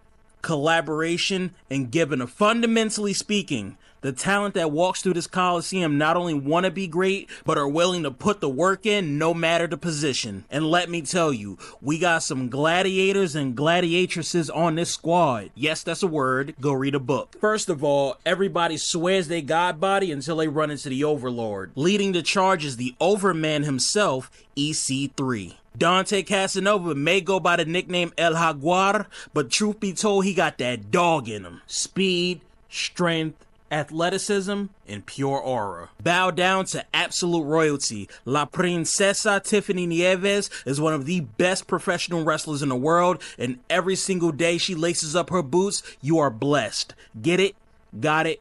Bueno. 3 of the most dangerous letters in the world, TME. Duke and Gannon are absolute nightmare fuel, so you better not sleep on one of the hottest tag teams in the industry. Hayden Backlund's got a lot of things going for him. He's cold, he's calculated, he's flashy, but one thing he don't got is a damn to give about anybody except Hayden Backlund himself. Anthony Green burst on the scene with a Boston Crab so mean, man. Let me tell you, he calls it his birthright. We gonna find out if you've been skipping leg day messing around with with him, my boy, no cap. Back in 1994, Nas asked the ultimate question, whose world is this? Well, I'm here to tell you that this is Maya's world, and you're just living in it. The legit 6'9" urban playboy, pretty boy Smooth, the standard here at Exodus, flanked by Pastor CeeLo. You better believe when that bell rings, he's ready to clock in and lock in. Hate to love him, love to hate him. Well, none of that matters because you can't beat Carson Drake. It's me, oozing with pure talent, and honestly, I don't know what that is, bro. Don't shake their hands. The slime balls are known to put on a banger at any given moment. La Pescadita Lily Ruiz, make no mistake about the smooth moves and the funky fresh fit. She ain't got no problem getting her hands dirty and putting the beats on you at a given notice. Man Bun Jesus and Sam Beal together have quite possibly the best hair on the roster. Probably because you've got competitors pulling theirs out trying to fight the momentum these two have as a tag team. Look at me when I tell you this. You do not want smoke with Lord Crew. I promise you. Everybody got a plan until they get punched in the face, and then he spin kicks your spirit out your body. Merciless. You might think it's all fun and games, but to Brandon Beretta, this beatdown he's about to give you, strictly business. Often imitated, never duplicated, forever alienated. Alienated Youth consists of two of the fastest rising stars in the business. Mila Moore is the hottest new addition to Exodus Pro Wrestling, and she specifically told me to use the word hot because she said all y'all ugly as hell. To the uggos out there, every time she walks out, you're experiencing a feature film, but to her, honestly, this is community service because she has to look at you. Yikes. I'ma let you know right now, the wild card Christian Napier lined himself up with Midwest legend Vincent Nothing. Vince Nothing been kicking people heads in for years out here, and honestly, Christian Napier, a crash out waiting to happen, this spells trouble for Exodus Pro Wrestling. Hey, big dog, you right there. Let me rap to you right quick. So I see a lot of superstars who claim to want to be the best. They claim to want to face the best in the world. Well, let me be the one to tell you that we standing right here 10 toes down waiting for you. Exodus Pro Wrestling is one of the premier territories here in the modern NWA, and we pride ourselves on three key things: effort, collaboration, and giving. Fundamentally speaking, the talent that walks through this Coliseum not only want to be great, but are willing to put the work in no matter the position. And let me tell you, we got some gladiators and gladiatresses on this squad. Yes, that's a word. Go read a book. First of all, everybody swears they God body until they run into the Overlord. Leading the charge is the Overman himself, EC3. Dante Casanova may go by the nickname El Jaguar, but truth be told, he got that dog in him. Speed, strength, athleticism, and pure aura. Bow down to absolute royalty. La Princesa Tiffany Nieves is one of the best professional wrestlers in the world, and every single day she laces up her boots, you are blessed. Get it? Got it? Bueno. Three of the most dangerous letters in the world, TME. Duke and Gannon are absolute nightmare fuel, so you better not sleep on one of the hottest tag teams in the industry. Hayden Backlund's got a lot of things going for him. He's cold, he's calculated, he's flashy, but one thing he don't got is a damn to give about anybody except Hayden Backlund himself. Anthony Green burst on the scene with a Boston Crab so mean, man. Let me tell you, he calls it his birthright. We gonna find out if you've been skipping leg day messing around with him, my boy, no cap. Back in 1994, Nas asked the ultimate question, whose world is this? Well, I'm here to tell you that this is Maya's world, and you're just living in it. The legit 6'9" urban playboy, pretty boy Smooth, the standard here at Exodus, flanked by Pastor CeeLo. You better believe when that bell rings, he's ready to clock in and lock in. Hate to love him, love to hate him. Well, none of that matters because you can't beat Carson Drake. It's me, oozing with pure talent, and honestly, I don't know what that is, bro. Don't shake their hands. The slime balls are known to put on a banger at any given moment. La Pescadita Lily Ruiz, make no mistake about the smooth moves and the funky fresh fit. She ain't got no problem getting her hands dirty and putting the beats on you at a given notice. Man Bun Jesus and Sam Beal together have quite possibly the best hair on the roster. Probably because you've got competitors pulling theirs out trying to fight the momentum these two have as a tag team. Look at me when I tell you this. You do not want smoke with Lord Crew. I promise you. Everybody got a plan until they get punched in the face, and then he spin kicks your spirit out your body. merciless. You might think it's all fun and games, but to Brandon Beretta, this beatdown he's about to give you, strictly business. Often imitated, never duplicated, forever alienated. Alienated youth consists of two of the fastest rising stars in the business. Mila Moore is the hottest new addition to Exodus Pro Wrestling, and she specifically told me to use the word hot because she said all y'all ugly as hell. To the uggos out there, every time she walks out, you're experiencing a feature film, but to her, honestly, this is community service because she has to look at you. Yikes. I'ma let you know right now, the wild card Christian Napier lined himself up with Midwest legend Vincent Nothing. Vince Nothing been kicking people heads in for years out here, and honestly, Christian Napier, a crash out waiting to happen, this spells trouble for Exodus Pro Wrestling. Hey, big dog, you right there. Let me rap to you right quick. So I see a lot of superstars who claim to want to be the best. They claim to want to face the best in the world. Well, let me be the one to tell you that we standing right here 10 toes down waiting for you. Exodus Pro Wrestling is one of the premier territories here in the modern NWA, and we pride ourselves on three key things: effort, collaboration, and giving. Fundamentally speaking, the talent that walks through this Coliseum not only want to be great, but are willing to put the work in no matter the position. And let me tell you, we got some gladiators and gladiatresses on this squad. Yes, that's a word. Go read a book. First of all, everybody swears they God body until they run into the Overlord. Leading the charge is the Overman himself, EC3. Dante Casanova may go by the nickname El Jaguar, but truth be told, he got that dog in him. Speed, strength, athleticism, and pure aura. Bow down to absolute royalty. La Princesa Tiffany Nieves is one of the best professional wrestlers in the world, and every single day she laces up her boots, you are blessed. Get it? Got it? Bueno. Three of the most dangerous letters in the world, TME. Duke and Gannon are absolute nightmare fuel, so you better not sleep on one of the hottest tag teams in the industry. Hayden Backlund's got a lot of things going for him. He's cold, he's calculated, he's flashy, but one thing he don't got is a damn to give about anybody except Hayden Backlund himself. Anthony Green burst on the scene with a Boston Crab so mean, man. Let me tell you, he calls it his birthright. We gonna find out if you've been skipping leg day messing around with him, my boy, no cap. Back in 1994, Nas asked the ultimate question, whose world is this? Well, I'm here to tell you that this is Maya's world, and you're just living in it. The legit 6'9" urban playboy, pretty boy Smooth, the standard here at Exodus, flanked by Pastor CeeLo. You better believe when that bell rings, he's ready to clock in and lock in. Hate to love him, love to hate him. Well, none of that matters because you can't beat Carson Drake. It's me, oozing with pure talent, and honestly, I don't know what that is, bro. Don't shake their hands. The Slime Balls are known to put on a banger at any given moment. La Pescadita Lily Ruiz, make no mistake about the smooth moves and the funky fresh fit. She ain't got no problem getting her hands dirty and putting the beats on you at a given notice. Man Bun Jesus and Sam Beal together have quite possibly the best hair on the roster.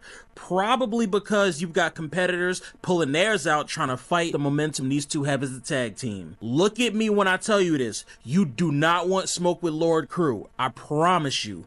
Everybody got a plan until they get punched in the face, and then he spin kicks your spirit out your body. Merciless. You might think it's all fun and games, but to Brandon Beretta, this beatdown he's about to give you, strictly business. Often imitated, never duplicated, forever alienated. Alienated youth consists of two of the fastest rising stars in the business. Mila Moore is the hottest new addition to Exodus Pro Wrestling, and she specifically told me to use the word hot because she said all y'all ugly as hell. To the uggos out there, every time she walks out, you're experiencing a feature film, but to her, honestly, this is community service because she has to look at you. Yikes. I'ma let you know right now, the wild card Christian Napier lined himself up with Midwest legend Vincent Nothing. Vince Nothing been kicking people heads in for years out here, and honestly, Christian Napier, a crash out waiting to happen, this spells trouble for Exodus Pro Wrestling. Hey, big dog, you right there. Let me rap to you right quick. So I see a lot of superstars who claim to want to be the best. They claim to want to face the best in the world. Well, let me be the one to tell you that we standing right here 10 toes down waiting for you. Exodus Pro Wrestling is one of the premier territories here in the modern NWA, and we pride ourselves on three key things: effort, collaboration, and giving. Fundamentally speaking, The talent that walks through this Coliseum not only want to be great, but are willing to put the work in no matter the position. And let me tell you, we got some gladiators and gladiatresses on this squad. Yes, that's a word. Go read it.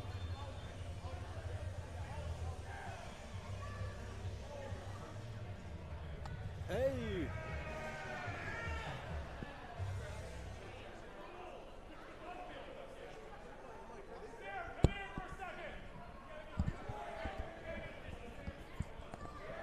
Welcome back. We are live. The boys are back in town, and we are back from intermission. J-Rock Daddy to my left, Marcus D'Angelo. The award-winning podcaster. Ladies and gentlemen, we are wrapping up intermission at this time.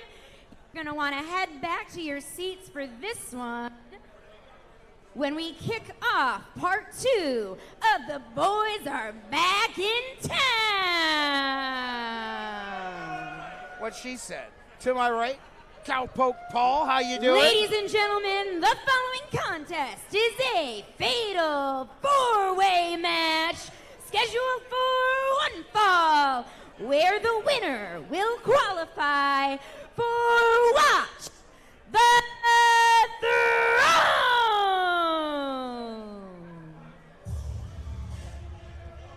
As we get back, another qualifier for August the 9th. And the NWA Midwest title match.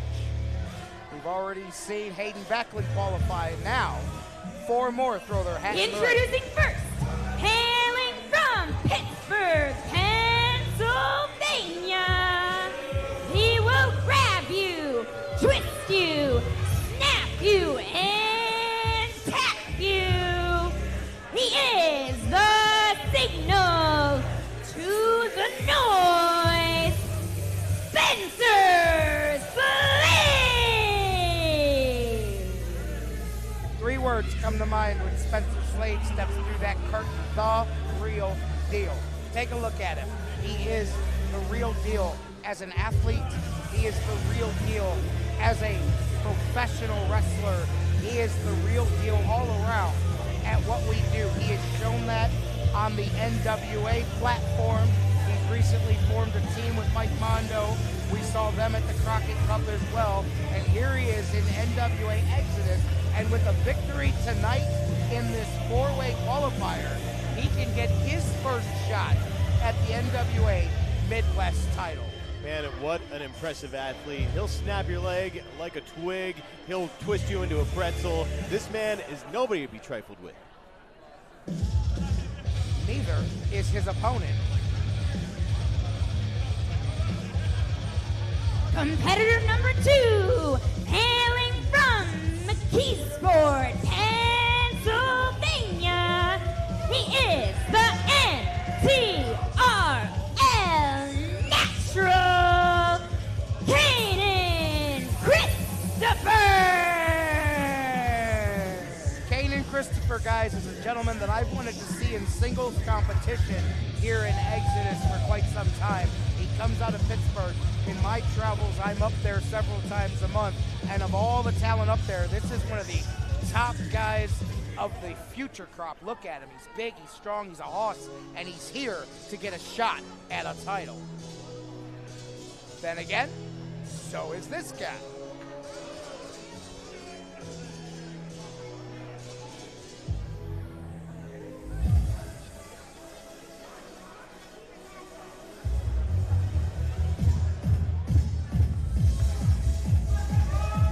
Representing Dublin, Ireland, he is Irish Wrestling's MVP, living his beautiful life,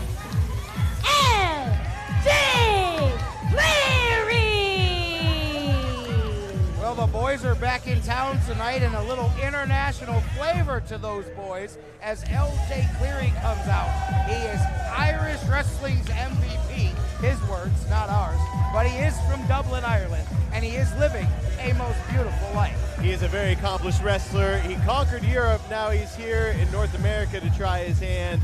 5 tours of Pro Wrestling Noah. Just 26 years old, but he's been wrestling for 12 years. And that's a theme you'll see tonight. Anthony Green, guys up and down this card, have made tours of the UK, tours of Ireland, tours of Japan. This young man comes from Ireland to the United States, and he The has a final chance. man in the Watch the Throne qualifier will be determined by the following Beelfest Challenge. Wait, what? Oh yeah, Beelfest is getting involved into this one, baby. What? We're gonna have a good old-fashioned chug-off. Chug-off, right? But he's got to All wrestle. right, let's pick our contestants, right? Wait a minute. No, you can't do it. Can this be safe? Have they thought this through? Unbelievable. Unbelievable. You. Oh no. You're in. You're in. Yep. Come on, you're up. It's believable. It's Sam Beal. They're making Gunner Flex Kane for me one. participate. Give me a. Nope. Sorry. You're in. We saw him in the Mike. dark match Mike, tonight. are you drunk? he or belongs you, in are you there. good? Anthony Musso. He's not in. No, Mike is not Mike. in. Not Mike. Why is Mike not in? Mike You. should not be drinking. You're in. The him, bro. Come on. That's Connor Knox. Oh, that's All right, yeah, hey, he's I big. need everybody he's strong. to count this down, all right? Wait. The winner of this chug-off is in this match. Just All right, are we ready? all right. All right. These guys are On the ridiculous. count of three. Now, Are we all ready? Are you guys ready? Who signed this? this is all not right. on the sheet, but let's just see what happens. 3, 2, 1. Oh! Holy smokes. Okay, That was quick. He's Was this Yes! We have a winner! so Connor Knox is that guy whose parents say, well, at least he's pretty. Congratulations. How are you feeling? Hammered? Oh, see, not a good idea. Hammered! Sam, boy! yeah, but no, This Sammy. The best 20th birthday I mean, yeah. ever. Wait, 20th birthday? 20th birthday. Wait a minute. And the fourth competitor. He loves Cleveland so much. He's moving here. What? The Himbro, Connor Knox. Okay, I'd call him my favorite because he's moving to Cleveland because he loves it here. I'm pretty sure that kid's sauced out of his gills right now. Oh, man. get Sammy, that man I usually in like a Sam. wrestling ring. No, this is not good. You're bad, Paul. One You're- beer, he's ready to go. He's you're- my pick to win. No, this is not good. Connor Knox. Connor. He's in the ring with some very dangerous men, and he's intoxicated. I don't love his odds. I do agree with that. Spencer Slade, no joke. Kane and Chris. Okay, let's see here. Connor Knox is he's negotiating his best effort over here. Connor Knox about to get knocked out. I mean, he's Irish. He would know. And See that? Well, if he was hammered, if he wasn't hammered, he sure is after Slade did that to Spencer him. Slade made quick work of Connor Knox, and look at him, the physical specimen that is Spencer Slade. You want to talk about physical? Whoa. Here we go. These two. Oh, so instead, What, they're they're going to work teaming up. together, but I'd like to see those two go at it now. Out of the way, LJ Cleary showing some quickness here. Hang on. What does he do? Oh. Okay. I mean, you know, he's beautiful. Oh, meeting of the minds. But then out of the way, I mean, these two guys, you know, sometimes the bigger they are, the smarter they're not. Oh, He's going to try to backslide. Big Kane and Christopher. I don't think so. Oh, Fights out of the way. Boot to Spencer Slade. Now Christopher to the corner, through the legs. That's that unique European style showing its way here in the ring. Duck under. Schoolboy Cleary gets a 2 on Spencer Slade, but the larger man kicks out, does Slade, and now Christopher and Slade having a little discussion. get Connor's this kid out found of his the way ring. to the Con- ring. Get him out of Connor. the ring. Sam, this is your fault.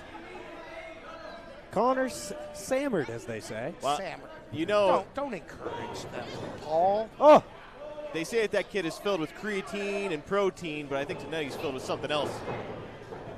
Oh, but he has a drop kick there, although perhaps the worse for wear, Connor Knox. The crowd's with it, though. tell you- LJ Cleary, I wonder if he's ever seen anything like this. Comes to the States, gets in this four-way, and here's Connor Knox out here sauced up. Yeah, these guys are having fun, but you got Big Kane and Christopher across the ring from you. Oh, wow. Look at the Christopher lands on his feet. Oh. Man, A to his freak face. athlete. This man is the dark horse of this match. You ain't kidding. Kane and Christopher just let this building know who he is and what his name is. I'll tell you, just last week, Kane and Christopher was throwing me around, and it is not much fun. Connor Knox fighting for his life, and he may literally be fighting for his life here as he gets past Christopher once. Knox comes back, big forearm. It's going to take more than that to put down Big Kanan. Indeed, it's going to take more than that just to get him off his feet. Not even to a knee as Kanan now. Knox hits the rope. Spence pulls his ass. Spence Slade not appreciating the antics of Connor Knox, and that may be the end of Connor Knox here tonight. Meanwhile, Slade in the corner, shoulder. Look at the aggressiveness. This guy is young, he's hungry, he's aggressive. He is physically the most impressive athlete in today's wrestling scene. Well, do not sleep on the other man that's left standing there in the ring. Kane and Christopher, I think if anybody in this match is going to be challenging Spencer Slade, it's going to be the natural Kane and Christopher. And think about that. Look at Christopher and Slade side by side. Not many men make Spencer Slade look small, but there's Kane and Christopher. And you can tell without even the dedication to the training in the gym as hard as Slade, no disrespect, that's a big, thick man. Imagine how much room he has to grow. Kane and Christopher has a huge future in front of him in this business. This is just the baby frame that he's working with, so to speak. And these two are being very intelligent, not focusing on each other. They're saying, let's eliminate the weaker opponents in this match before we turn our attention to one another. And I'll tell you, the odds are pretty small that LJ Cleary has run across one man at a time in his travels as big as these two, let alone two men the size and the stature of Spencer Slade and Kane and Christopher. And the only guy who's got to help him is Sammered. Yeah, exactly, and he keeps getting Sammered back to the floor. I still blame Beal, but he must go out and get him fast. Ooh, all right, a little active aggression there from Spencer. Even though this is a four-way, could you imagine if these two threw their hat in the tag team division? There would be a matchup with two specimens like TME and these two guys right here. But tonight, only one person can qualify for August 9th. As we said earlier, Hayden Backlund's already in. Spencer Slade's not going to stand for that because, as I was saying, only one man goes on August 9th to face the NWA Midwest champion. It's got to be one of these two. You got to think, no disrespect to the other guys in the match. Now this is a fight I want to see. Indeed. Spence Slade here, he's very smart. You know, Spencer Slade might have the advantage in his technical ability. Oh! Is that a Connor beer? Knox staying alive somehow, slips water in the face of both men. Was that water or puke from the beer? It could have been one or the other. Spear! Double spear, but then Hit him, Knox Connor. may have knocked himself silly. He spiked his head on the mat. That may have woke him up. He's back up. He's sobered up, and he's back in the He's fight. back in it.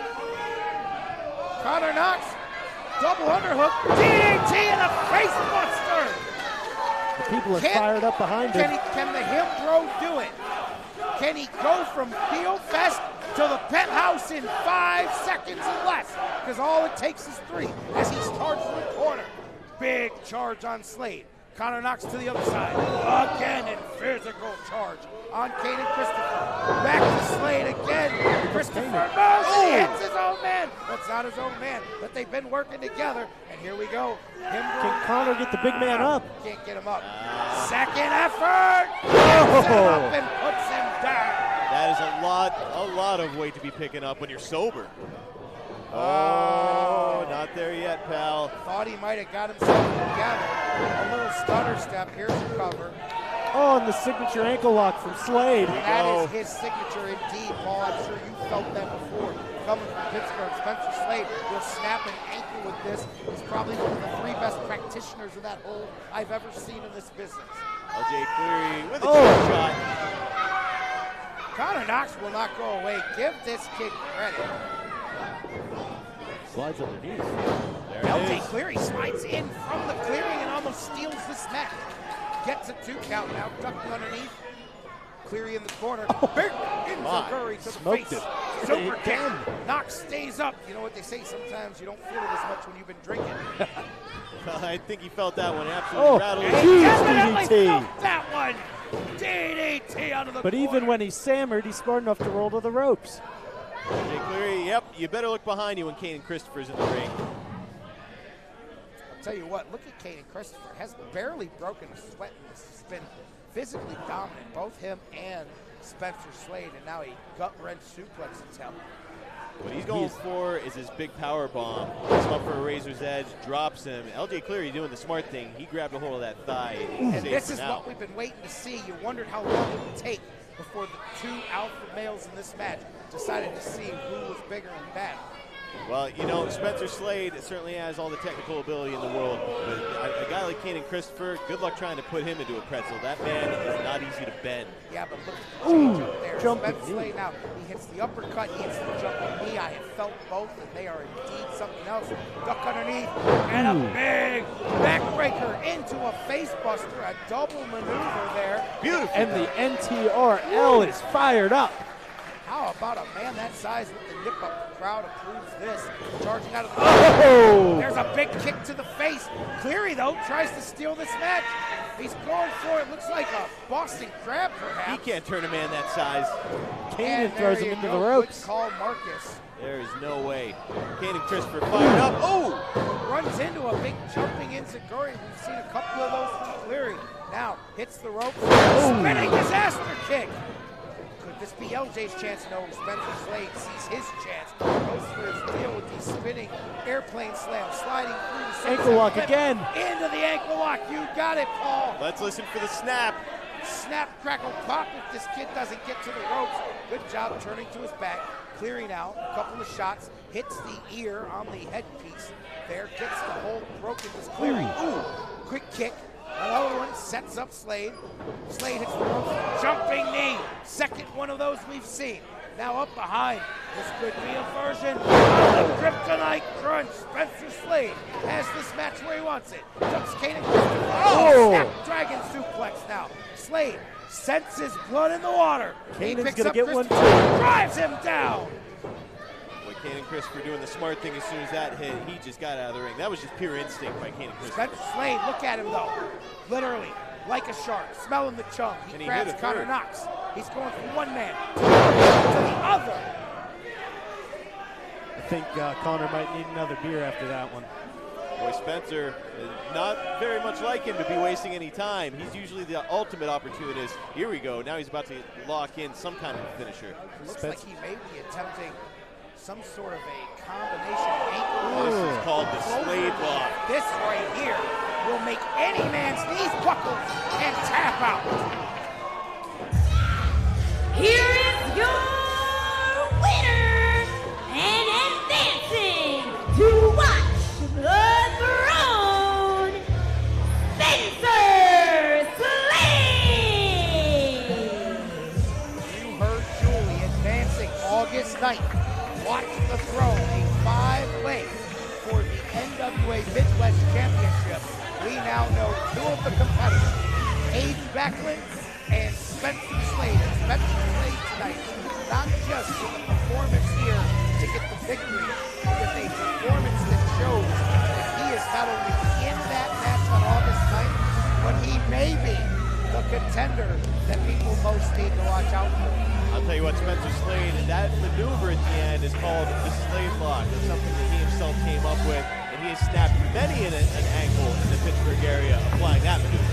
I mean, wouldn't expect much less. We got it right ankle lock with Spencer Slade, combining a couple of sufficient moves to create the Slade lock we saw tonight. It will definitely gain a victory. It got him one tonight. If he locks that on August 9th, Spencer Slade may be the next NWA Midwest champion.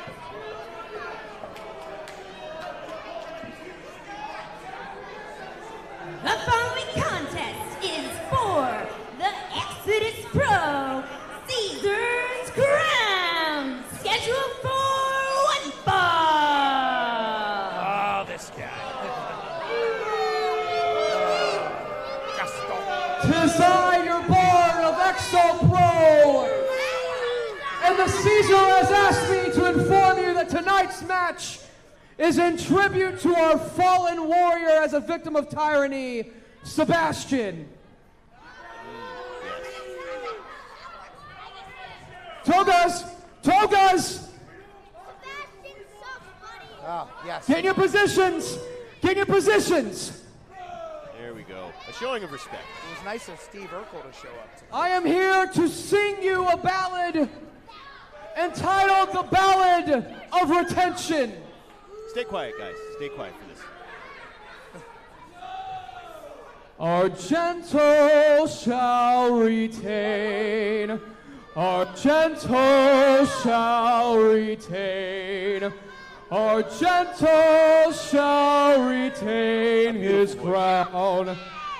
And Talboy will go down.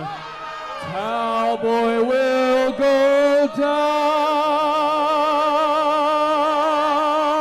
I saw you tapping your toes, J-Rock. I saw. Cats died and windows were broken. Introducing first, representing Italy, he is the current Caesar of Exodus Pro Wrestling, Cristiano Argento!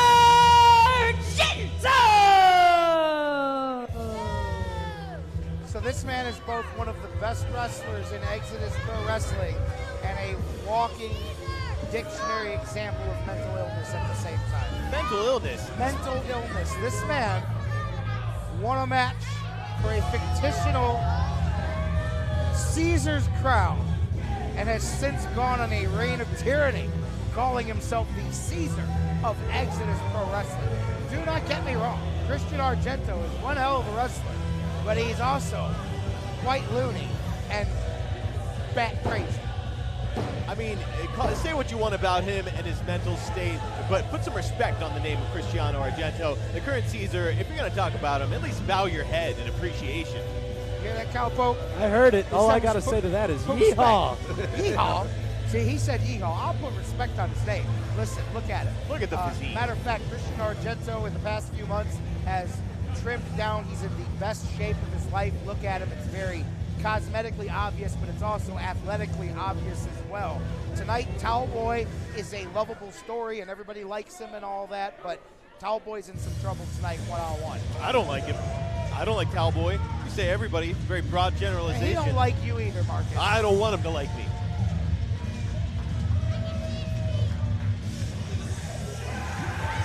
And the challenger, he is Talboy!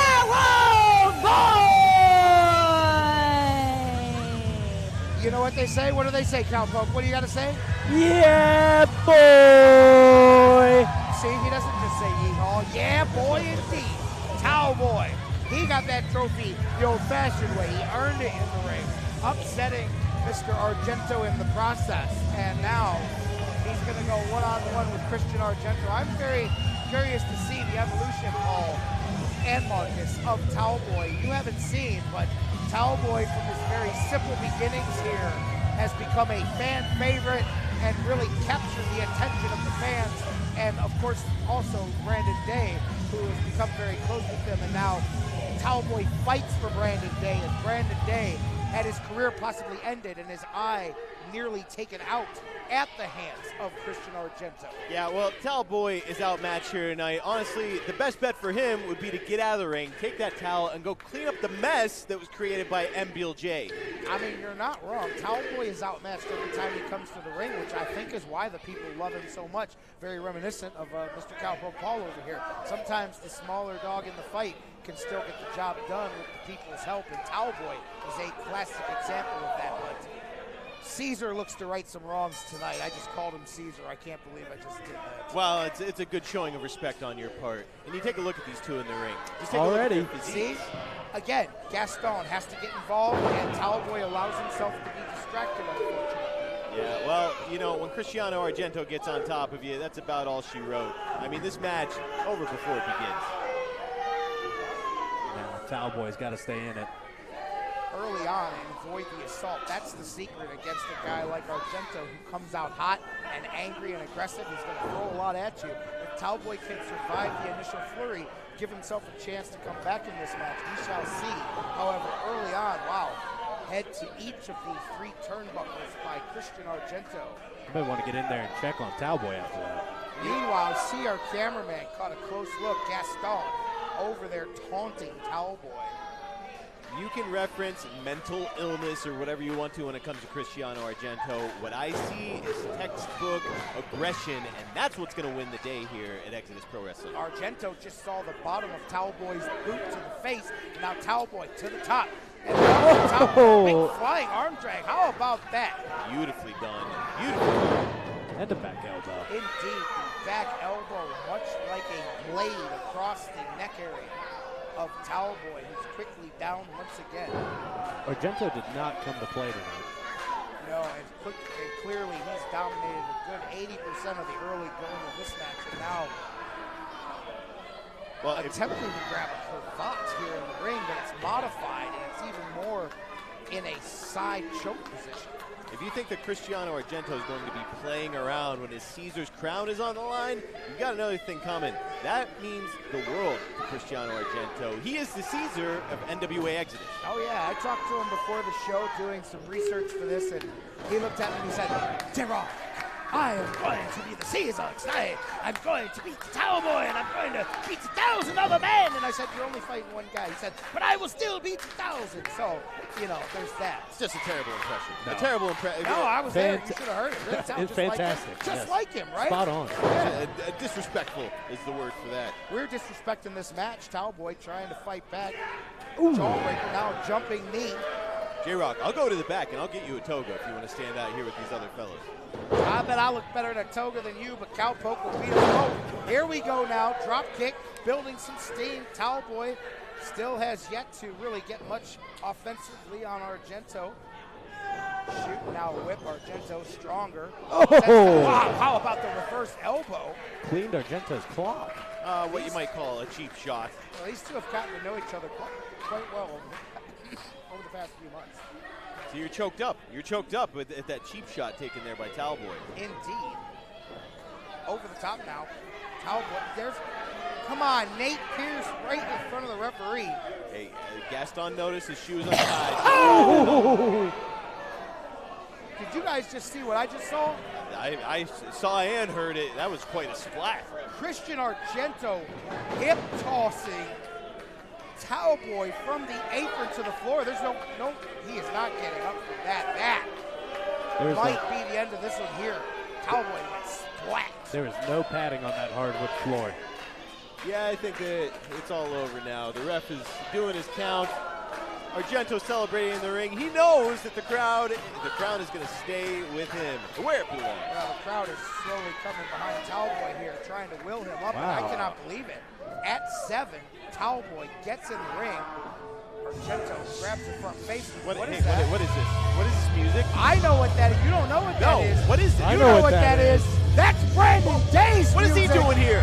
Brandon Day, what is he doing There's here? a match going on here. That's the last thing Argento wanted to hear. I saw him a few weeks ago. He said, "I see me soon." I didn't know he meant tonight. Not the guys Brandon in the toga. Day having a toga party at ringside. Leave those guys alone. Fashioned way. Leave those guys alone. Unbelievable. These Oh! are part of the reason that man's wearing an eye patch right now. Christian Argento tried to take out the eye of Brandon Day, and now it's an eye for an eye. Get him, Gaston. Put a stop to it. He's got the choke. Brandon Day's got the choke locked on. Argento can only watch. Hey, wait a minute. Wait a Cowboy, minute. that's it. Flip, 2, 3, Unbelievable. Yeah, boy. That should count. And the new Caesar of Exodus Pro, Cowboy! Yeah, boy! See, that's how you become a Caesar. You don't gotta beat 1,000 men. You beat one man with a fake crown, and you are now the Caesar. Hell yeah! Cowboy and Brandon Day. How about Brandon Day? Coming out of nowhere. Oh, Argento. Not happy at all with what's happened here tonight. Give that man his crown. Cowboy, your new Caesar of Exodus Pro.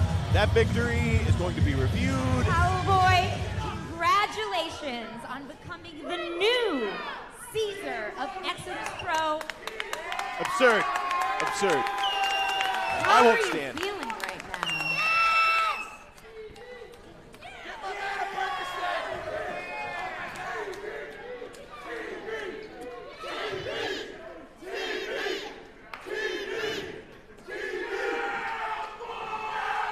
Yeah, boy! Good, carry him out of here.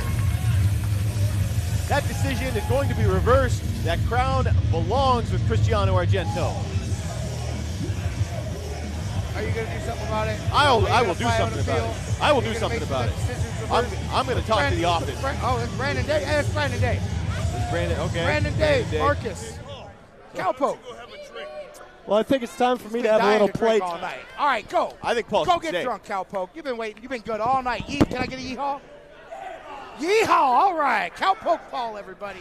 Going to Beal Fest, apparently, which means just abandon his Brandon post. Day is going to join us here on commentary for the rest of tonight's event. So Paul's just going to abandon his post. Is that, Brandon is Day, that it? Unchained King. Meet Marcus D'Angelo over here. He's no fun at all. So you're going to really love the next 2 or 3 matches. Well, I'm used to that out here. Well, but as always, even with one OI, I still see everything What? better than anybody The else. following contest is a triple threat What are they doing? qualifier. I might need both eyes to see that. The throne. Didn't mean to cut off Julie there. As she mentions, this is the 3rd qualifier tonight for the Watch the Throne Midwest Championship match, August 9th. Hayden Backlund, Spencer Slade already in. Introducing first, being accompanied to the ring by Christian Napier, Vincent Nothing. Vincent Nothing, first man out here tonight in this triple threat match. Winner will get the 3rd spot in that championship match. This should be a good one. Ashton Day, Anthony Green, all 3 top-notch wrestlers. Brandon Day, speaking of top-notch wrestlers, well, I have a second. What are you doing back here tonight? Nobody, especially the season, the previous season, expected to see you. Well, that's the way it is. And when you want to take down a king or you want to take down a Caesar, you take the crown first. Then you take his head. Indeed. But right now, there's a match in the ring. And I'm here to do the best color analysis in the NWA. Introducing competitor number 2, hailing from Cleveland, Ohio. He is the Ultra Star, Ashton Day. Brandon, I don't know if you've ever been in the ring with this young man. Ashton Day, a hell of a wrestler. He's got not only a future in front of him, but he's got a heck of a today in front of him as well. He is indeed the Ultra Star. The thing about this match is Ashton Day and Vincent Nothing have had their issues for the past few months. Meanwhile, Anthony Green is kind of the middle untouched party in this match. Perhaps he slips by. Will these men be distracted by themselves and cost themselves a shot at the title? Well, when you focus on blood instead of money, sometimes that's when you make mistakes. So they've got to keep their eye on the prize if they want that championship opportunity. I have a lot of respect for Ashton Day, no relation.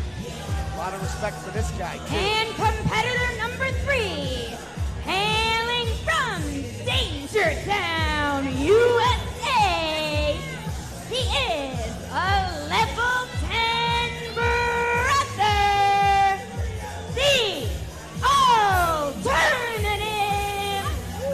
Anthony Green.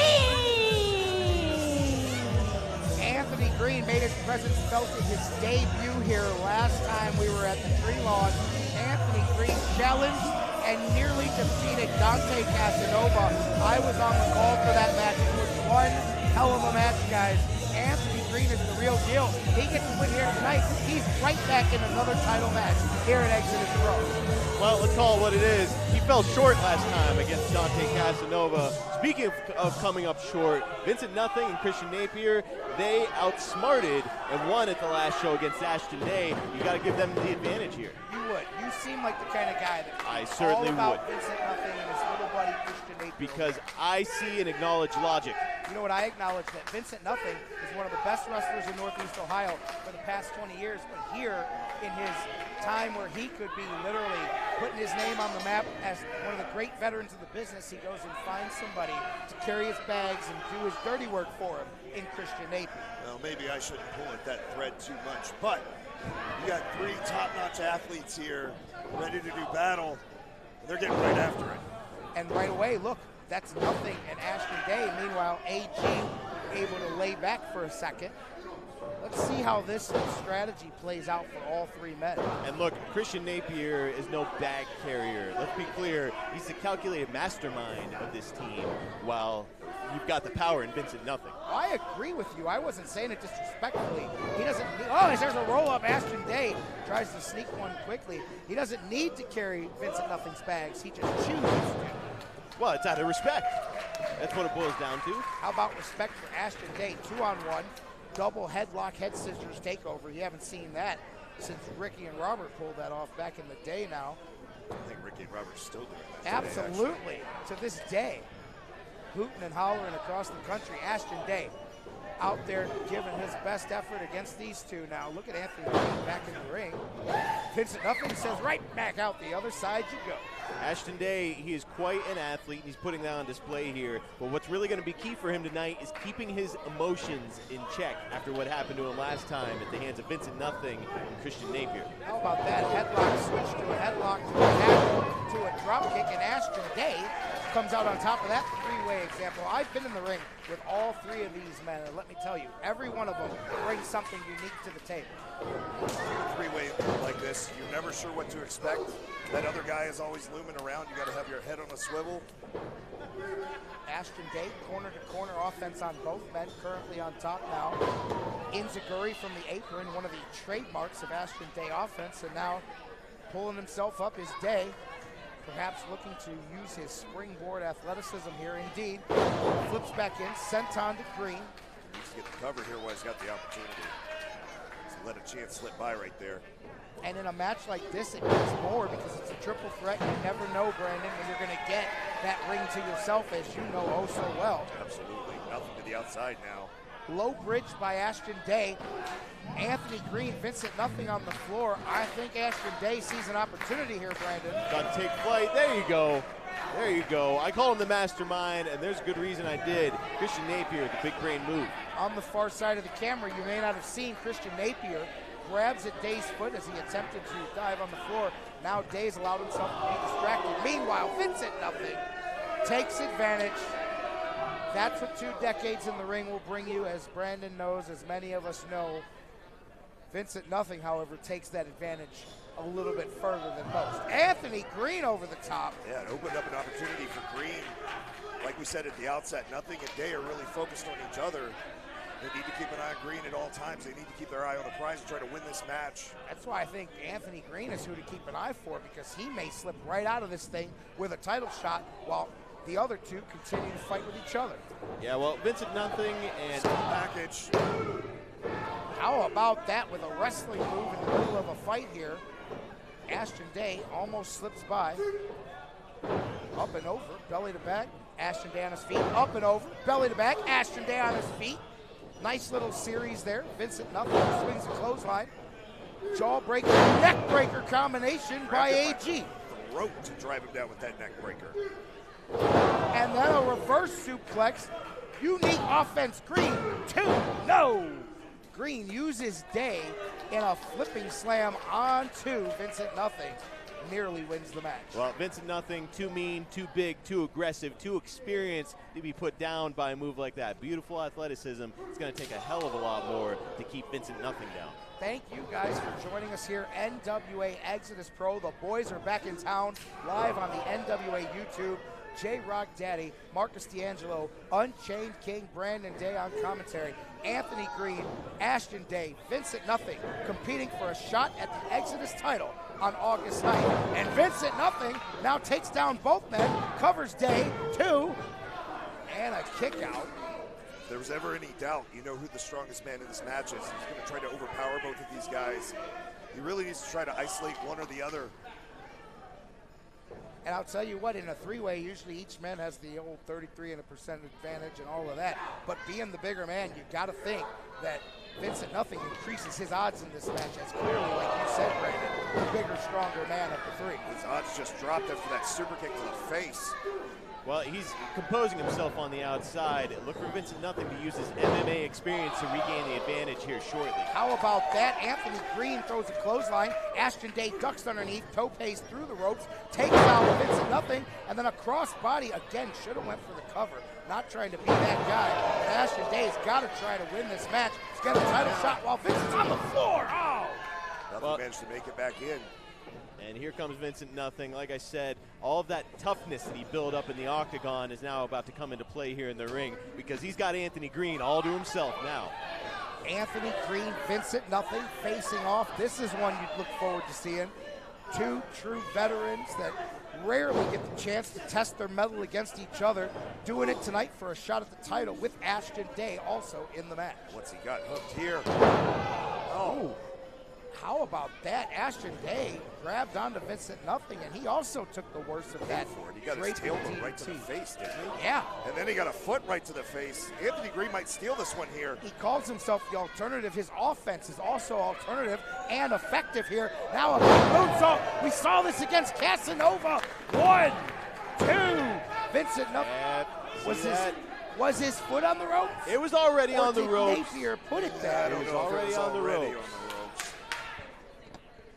Anthony Green frustrated. He came a width of a hair away from defeating Dante Casanova last month.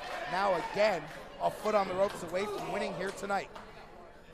Well, we've got Ashton Day attempting a high-risk maneuver, but there's Green. He's there to meet him. And, oh, boy, this is why they call it high risk. You climb up there, you take your life in your hands.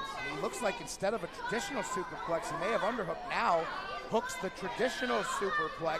Anthony Green looking to take Ashton Day up in the heavens. Day fights back. Headbutt, gets some separation. That opens the door. The Ultra Star's bread and butter right Absolutely. here. Absolutely. Ashton Day with that beautiful flying elbow drop. It's won him many a match. Can he use it here and get the victory? No. Came down awkwardly on his hip, too. Yeah, that'll hurt you in multiple places. Elbow and hip. Here's Vincent Nothing. Unique offense now as he's going to power slam. Look at that strength. Vincent Nothing showing why he is the favorite in this match. Unbelievable shoulder-to-shoulder transfer of Ashton Day. Watch this. Saito suplex with a Death Valley driver at the same time. There's some unique offense you don't see very often. Now Vincent Nothing, can he capitalize? Can he sign his name to a contract and get a title shot August 9th at Watch the Throne? Well, I certainly think that Vincent Nothing would look the most at home sitting on a throne. I mean, look at him. Ashton Day's got the great athleticism. Anthony Green, unique offense in and of itself, but you cannot match blow for blow with Vincent Nothing. Such as that blow right there, release German suplex. Ashton Day on his head. Vincent Nothing, brainbuster falling back into the corner. Both men got some of that one. Vincent Nothing is a destruction mobile right now, and he may have wrapped this up. Oh! So close. Ashton Day's hurt. He crumpled to the outside after taking the worst of that suplex or brainbuster for Nothing.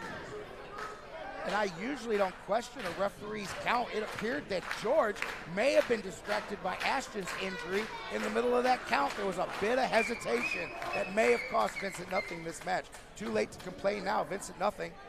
Triple threats are hard on the referees, too. Yeah, hooks the choke now, going for that reverse DDT he's known for. Shining knee to the back of the head. Ashton Day, he's hurt, but he's still alive. Got him dazed. Big injury. Indeed. Ashton Day now senses that perhaps it's his time. These matches flip on a dime, and literally 1, 2, 3 seconds later, they can be over. So you never know in a triple threat. There's another charge to the corner. You've got to give it to Ashton Day. He's incredibly determined out there. He's determined, certainly, to hit something from the top rope. Let's see if he can actually bring it home this time. Ashton Day was an ultra star, that cutter off the top rope. The mastermind. On the apron. Ashton Day's had enough of Christian Napier. That's the third time he stuck his nose in this match. Double leg takedown, and now Ashton Day is taking his frustration out on Napier. Well, I said it before, he needs to keep his emotions in check, and there's the reason why. That's the driver right there from Vincent Nothing, the Nothing driver, and the victory, man. Here is your winner and advancing to watch the throne, Vincent Nothing. Ashton Day looked like he may have found a way to crack the code in this match, but he allowed himself to be distracted. There you look at the finish again. Nothing driver from Vincent Nothing. If he does that on August 9th, he will be the new Midwest champion. Ashton Day allowed himself to be distracted. Vincent Nothing got him. Day got his hands on Napier. Nothing got his hands on the victor. If Vincent Nothing has not been on your radar, it's time for you to wake up. He hasn't spent a lifetime kissing the wrestling bubble's ass. He's been kicking it. And we're going to see the same thing on August 9th. Big time win for Vincent Nothing right there. Watch him and watch the throne on August 9th. So we've now got 4 of the 5 spots for Watch the Throne film. We'll fill you in more on that. Let's go back to Julie. Ladies and gentlemen, allow me to introduce the woman you've all been waiting for, the hypnotically beautiful Mila Moore! Oh, yes. As beautiful as she is deadly, Mila Moore.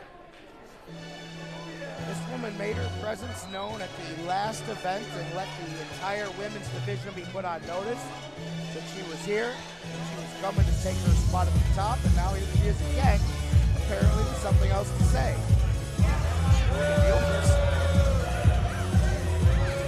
Well, people don't care for her very much. How could you hate on her?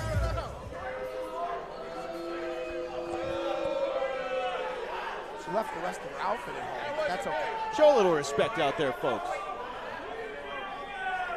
I'll wait. Julie, be a dear and pour me a glass. There you go. Don't spill it. Don't spill it. Make yourself useful, Julie.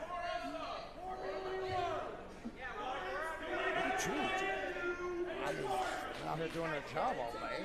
I've been watching all night.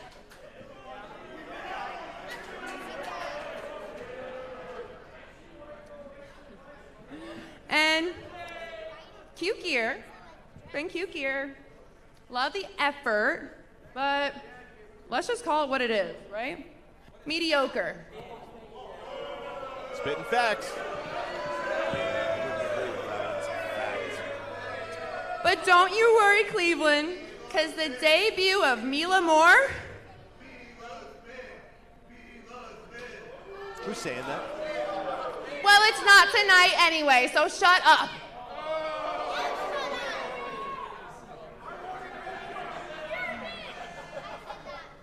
Exodus Pro, I think it's time you get a real woman as the face of your division. Amen. Amen.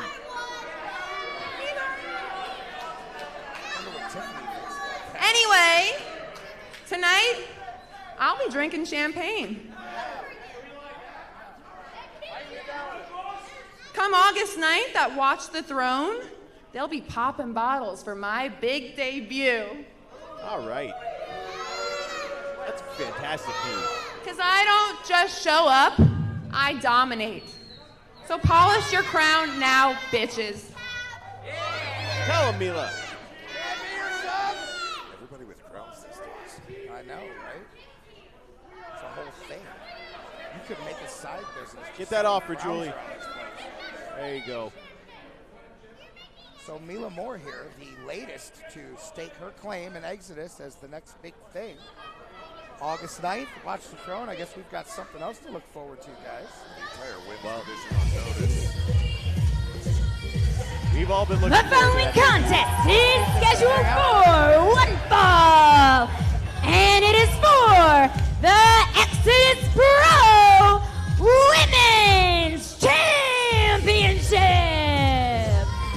Introducing first, the challenger, approaching the ring from Indianapolis, Indiana, she is your wish upon a shooting star, Miss 450, Rachel Armstrong.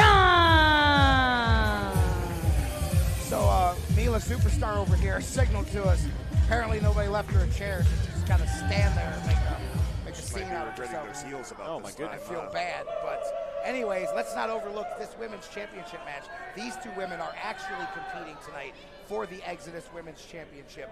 Rachel Armstrong just made her way to the ring, and her opponent has dominated this division since the day she won the inaugural NWA Exodus Women's Championship, of course, Tiffany Nieves. J-Rock, you and I have watched the ascent of Tiffany Nieves, starting here at Exodus Pro. Oh, this guy. Give me the mic.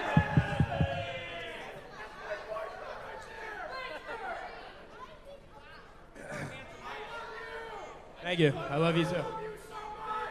Ladies and gentlemen, bear with me for a little bit.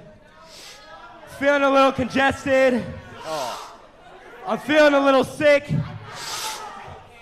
I'm feeling a little sick and tired of you people disrespecting the princessa! Somebody needed to say it. Somebody needed to say it. He gets so...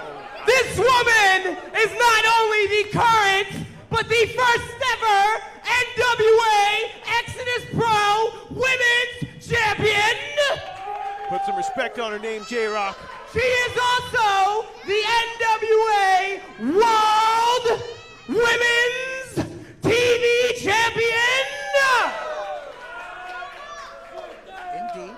So allow me to introduce to you, with her peril by her side, which means handsome in Spanish for those of you who don't speak Espanol. I know, she told me. She told me. So give it up for the beautiful, the talented, the best at everything, and Miss Double Champ herself, La Princesa Tiffany Nieves!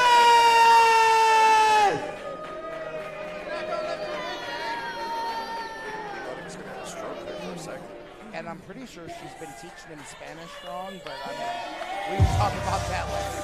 I don't think she actually cares for Mr. Blake here too much. But what does matter is those belts right there. He is right. Double champion, first ever NWA Exodus Women's Champion, and NWA Women's TV Champion. Tiffany Nieves has staked her claim, and she's done it, like you said, Brandon, right here in front of us at Exodus Pro for the last 15 months. From day one, she's been the top dog in the women's division, but now she's got to face off with the upstart Rachel Armstrong, who I've had a chance to see in competition many times. She's got that amazing 450 splash that she can hit. It's going to be a tough challenge for the double champ. Well, if you want to talk about champion material, Tiffany Nieves, my goodness, I mean, she embodies all of it. I don't know how much, Marcus, you've gotten a chance to witness the rise of Tiffany Nieves, but indeed, it has happened here, mainly at Exodus Pro Wrestling. So, seeing it up close, she has most definitely become one of the most dominant champions in this entire company, and obviously now that is carrying over into the main NWA roster. And I'll tell you what, Rachel Armstrong, however, she may be slight of size, but she is big of heart and fight, and she's here tonight to show Tiffany Nieves that she thinks she can win that belt. Well, as any competitor knows, you got to believe. If you don't believe you're going to win, if you don't believe you can do it, you might as well go home right now. And Rachel Armstrong's a gamer. We got Rachel Armstrong out here who wants to be the champion. Mila Moore's out here watching them, says she's gonna be the champion. And Tiffany Nieves over there is the champion. So let the best woman win. Well, look, Rachel Armstrong, she's coming out here with some great energy. She's very fired up for this opportunity. But make no mistake, Tiffany Nieves, she's about to outclass her and show her why she was the first ever Exodus Women's Champion. With her biggest cheerleader over there, Blake, in her corner. I don't know why she's listening and pretending to listen, because she has not listened to one bit of advice this man has given her since she's been champion. But hey, whatever. We're not going to cause problems where there aren't any currently. Well, he's her handsome manager. That's what she calls him. Give him 10 minutes, and let's see how many problems they have. Meanwhile, crowd getting behind Rachel Armstrong, guys. We've got ourselves a title match here at Boys Are Back in Town. Girls are back in town, too. Here they go. Collar and elbow tie-up. These two giving no ground in the middle of the ring. You gotta like that. The battle for dominancy in the center of the ring. Gotta give it up. Rachel Armstrong, she's really hanging in there with the bigger, stronger Tiffany Nieves. I've got to think that a lot of that is just the excitement and the energy that she's got coming out here challenging for this belt. Yeah, and this is kind of just challenging each other. Both of them refusing to break that collar and elbow tie-up. A couple of switches in the corner now as the referee asking for a clean break, and he will get one from Rachel Armstrong. Rachel got the advantage of that with her stature being able to get underneath, have a good base. She's got to watch out. Rachel Armstrong now snapmares the champion, slides behind the crucifix, picks up the 1 count. Tiffany out of there quickly. Eats a drop kick to the face, and now Tiffany out of the ring entirely. She's going to go out there, gather herself, talk to her handsome or Pero, if you would, manager. Tiffany looks like she's looking for a timeout to me, which of course we know. There are no timeouts in wrestling. Yeah, but she made one right there, and it was a smart decision to get out, take as long as she wanted to, break the 10 count. Rachel Armstrong really showing herself to be impressive here. She's got to watch out for that cheap shot, though. There you go. The words from Blake Banks are coming through here. Oh, how about that? Head scissors springboarding off the middle rope. Rachel Armstrong making herself known here, continuing to bring the energy and the fight to Tiffany early. Big splash in the corner. Rachel sends Tiffany back to the other side. Tiffany hits hard on the buckle. Rachel follows through, charges with another splash. Don't turn your back on her. Do not turn your back on Tiffany Nieves. Indeed, that's why, but then super kick. Tiffany almost proved you right there, Marcus, but Rachel 1 step ahead. She's clearly done her homework, watched some tape on the champ. And one of the biggest drawbacks for Tiffany has been her overconfidence, right? She believes she can do whatever she wanted at any point in time. And sometimes that's going to get her bit like it right here. Tiffany smartly moves out of the way of a suicide dive by Rachel, but Blake Banks takes the brunt of it instead. Somebody help Blake. J-Rock, get out there, give him a hand. Yeah, that'll happen. Meanwhile, Rachel needs to get this match back in the ring. The count's up to 3. You cannot win a title on the outside of the ring. You cannot win a title by countout. Rachel's got to get the champion in the ring, get a pinfall or a submission to win this match. Well, it just shows the intelligence of Tiffany Nieves. You know, things were getting rough there in the ring. She decided to come outside, gather herself, and now, I mean, you know, Tiffany, she's taking some punishment, but it's not over. Nowhere near over. These two women continue to fight outside. Rachel now gets Tiffany back in the ring, as we said, where she can win this match and can win this title. Cover. Might have given her too much time and space that time after that big chop on the outside. She should have tried to capitalize right away. Crowd letting their feelings be known for Rachel. However, Tiffany moves out of the way of the boot to the ropes, catches Rachel in a compromising position, and now targets the thigh. There you go. It is going to be hard for her to compete on one leg. Hard for her to compete in the first place against an athlete the caliber of Tiffany Nieves. And Tiffany striking at the thigh, which is actually more effective than going after the knee, because it's hard to intentionally just tear a ligament. But when you go after the thigh and you Charlie horse it up, it really compromises that leg for the rest of the match. Absolutely. How about this? Head scissors spinning around. Tiffany blocks it, turns it into a corkscrew sidewalk slam of her own. Well, she's starting to feel it now, inflicting some punishment. Little 2 count. I think she ought to go back to that leg, and let's see what she can do on one leg. And Tiffany must have heard you as she goes right after that thigh again. She's laying that instep right in the same spot on the thigh every time, pinpoint accuracy. It'll be interesting here to see her next few motions of attack here as Tiffany grabs the front face lock. Will she go for a bigger move, or will she continue to attack that leg? And now Rachel spins out, strikes back. Tiffany puts her right back down. Head of hair into the ropes. Tiffany runs into the boot. Rachel fights back this time. Spinning head scissors. Effective. Sends Tiffany out of the ring. Gets some separation. Rachel needed that. She needed some separation here. See how well she can keep up that high-risk offense. As you said, we both know what it feels like to get that leg. Charlie Horse being able to run, jump, dive, do any of the things that make her effective are going to be that much more difficult now. And you guys can see Blake is still Tiffany, Tiffany's had time to go all the way around the ring. Meanwhile, I don't know what she's doing over there. Tiffany has grabbed the belt, grabbed her scepter. Rachel, though, can't go after her. She's still trying to get that feeling back in her leg. Well, she was checking on Blake Banks over there, who's still down. Nobody's checking on Blake Banks, including Tiffany. There's how much she cares about her man. She's right up here by us. She's saying just bye. gathering herself, just gathering herself. Rachel Armstrong has another thing coming. Tiffany, no, ma'am. Let's take her right on back to the ring. Hey, look out for Blake. He's there. Don't step on him. They walk right past Blake Banks on the floor once again. Hey, come on! That is unnecessary. I'm not going to lie, that entertained me. That is unnecessary for poor Pero out there. Anybody wants to put their hands on old Pero over there, I'll be glad to cheer for it. Rachel, there's a reason I like you, Brandon Day. Rachel now throws Tiffany back in the ring. Referee trying to get that belt away. Does get the championship away, but look at Tiffany. Dirty but smart, went right to the throat. She's got that scepter. That's what she was setting up earlier. She grabbed the belt, but she also moved the scepter, guys.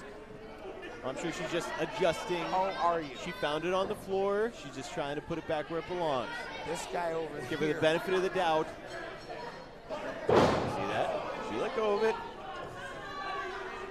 One thing I've noticed in Tiffany's title reign is she's faced some younger, less experienced she challengers. put that scepter right in the thigh again. I didn't see How that. did Sean miss? You missed it. So did the referee. She dropped down to a knee, swung below the surface of the apron to the ring, and Sean just must have missed it.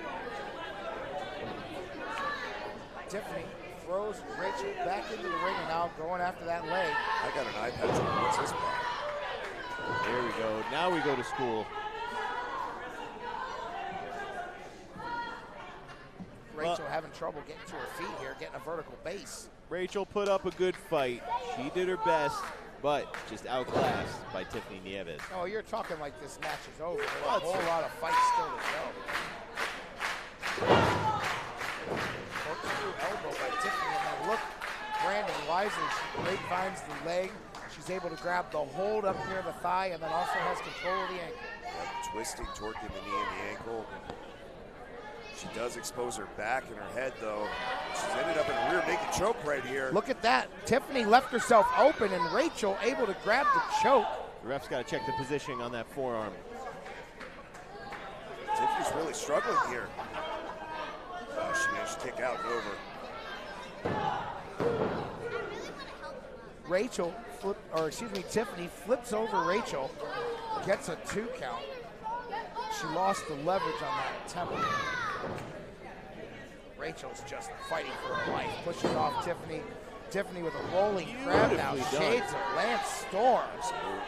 Beautifully done. Sitting back and then pinning her down. Look at that, grabbing the chin, torquing on the chin. We forget how vicious Tiffany can be. She's a very effective wrestler, but she is a dangerous woman. She really is. She's one of the meanest women wrestlers I've ever seen, and I say that respectfully. She has a mean streak in here, unlike very few in this industry. Mean, vicious, but what a technician. I mean, the way that she got into this half crab, unbelievable. Rachel got the arm. Crossface. How about that reversal? I don't know how much pressure Rachel can put on with her leg compromised as she tries to crossface the face and upper head while grabbing the arm and her leg. This is a lot of leverage. Tiffany's longer and stronger and indeed able to get to the ropes. Incredible showing of strength there by Tiffany Nieves. Both women now put some work. Yeah, Rachel's leg is really giving her trouble, Brandon, as you can see. DDT jamming that leg. It's one of the more painful things that can happen to your leg. Take a look at Tiffany's face. That's what I'm talking about. That mean streak, the anger, you can just see it. She's right back to it. She's got that foot grapevine again, putting a lot of pressure on the knee, thigh, ankle. What a great submission maneuver. She's starting to turn a little bit as well to make sure she didn't turn it back all the way to Rachel and give that rear naked choke to her again, but she's too close to the ropes. Tiffany Nieves just kind of stalking her prey now, really taking her time. She's got to clearly think that this thing is moments away from being over, as now Rachel can't even hit the ropes. There's that overconfidence again. Rachel's down, but she's not out yet.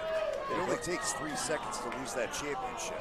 I say go ahead. Take that moment, because she has earned it with this victory. Oh, how about that?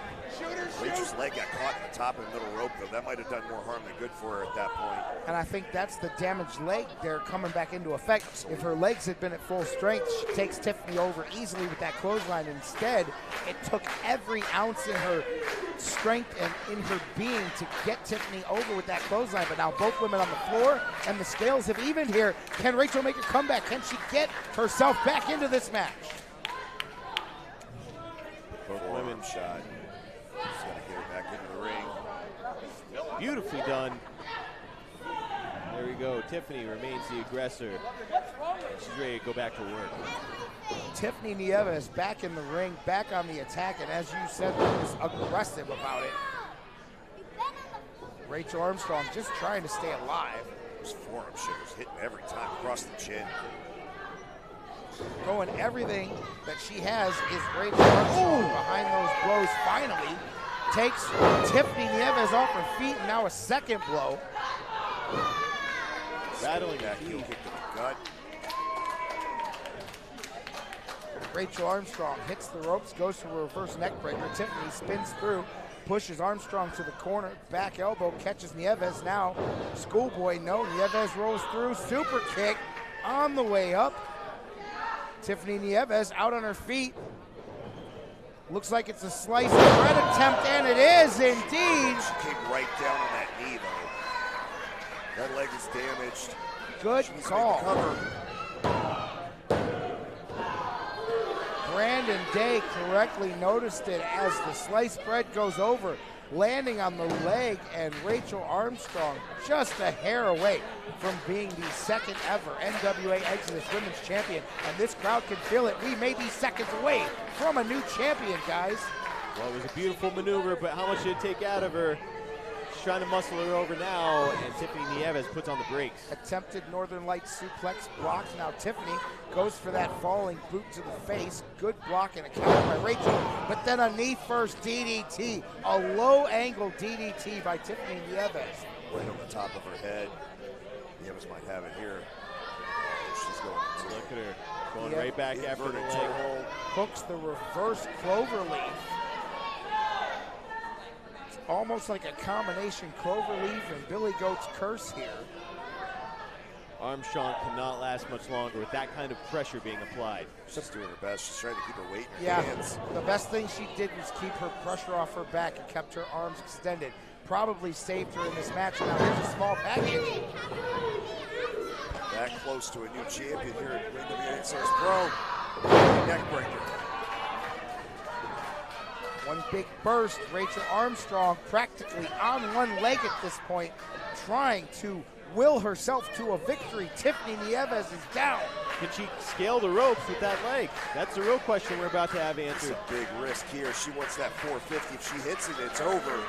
I don't know if she has the launch power, but we're going to find out. Rachel Armstrong to the top.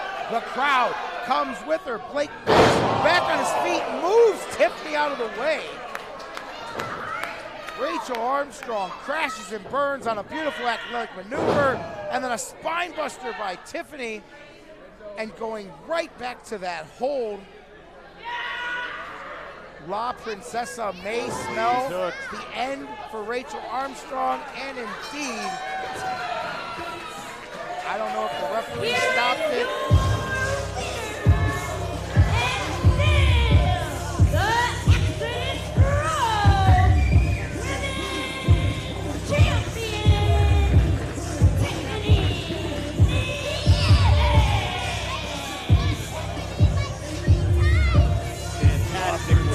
shows again her dominance. She didn't do it by herself. Tiffany Nieves allowed Blake Banks to take some of the beating for her. She survived the best shots of Rachel Armstrong, but unfortunately for Rachel, her leg could not hold up at the end of that match. Tiffany Nieves survives again, month after month after month, opponent after opponent after opponent of all different styles. Tiffany Nieves has defended that title. Now, wait a minute, guys. What do we got here? Oh! Right fire. Another step to Tiffany Nieves. But if anyone can handle it, Mila. Oh, did you see that look? And that look there. Wait a minute. Mila Moore gave a little wink and a nod to Blake Banks, and I think Blake Banks liked it. Oh, how sweet was that match? Can we get rid of his mic? Pretty awesome. Next, we got the main event, and that is a slobber knocker, right? Before we get to that, we're gonna have an MBLJ main event. We're gonna have a shotgun off, baby. This is, yeah. Who's having fun? More importantly, who's drunk, baby? Yeah! Sammy Bill's sauced for Oh, yeah, sure. this is Mike the Agent's first ever shotgun. So we got to get loud and rowdy for him, all right? All right? Everybody get up, get up, get up! Mike is we not need a supposed to be countdown. drinking, We need man. a countdown.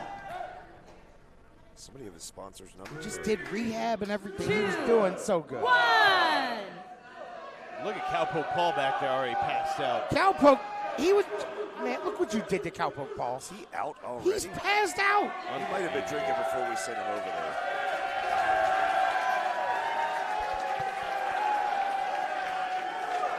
I've seen enough of MBLJ for one night. I'll be honest, sometimes I think I have the best job here at Exodus Pro, and then I look at Sam Beal and Man Mud Jesus. I I'm think, man, jealous. yeah, I get a little bit jealous. I go, man, they might have it just a little bit better. Just a little bit.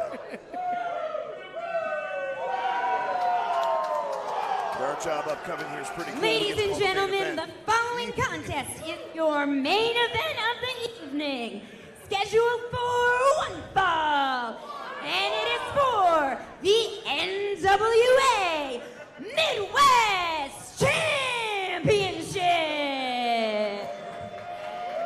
As some of you know, if you're familiar with Exo Pro, we like to do things big here. And so, a big championship match calls for a big championship introduction. What do you guys think?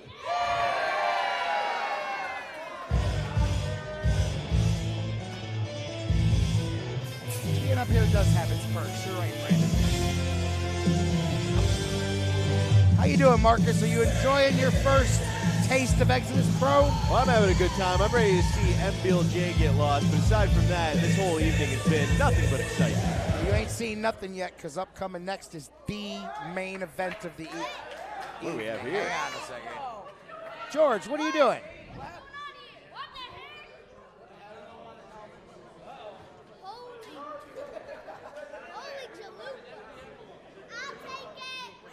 Empty envelope?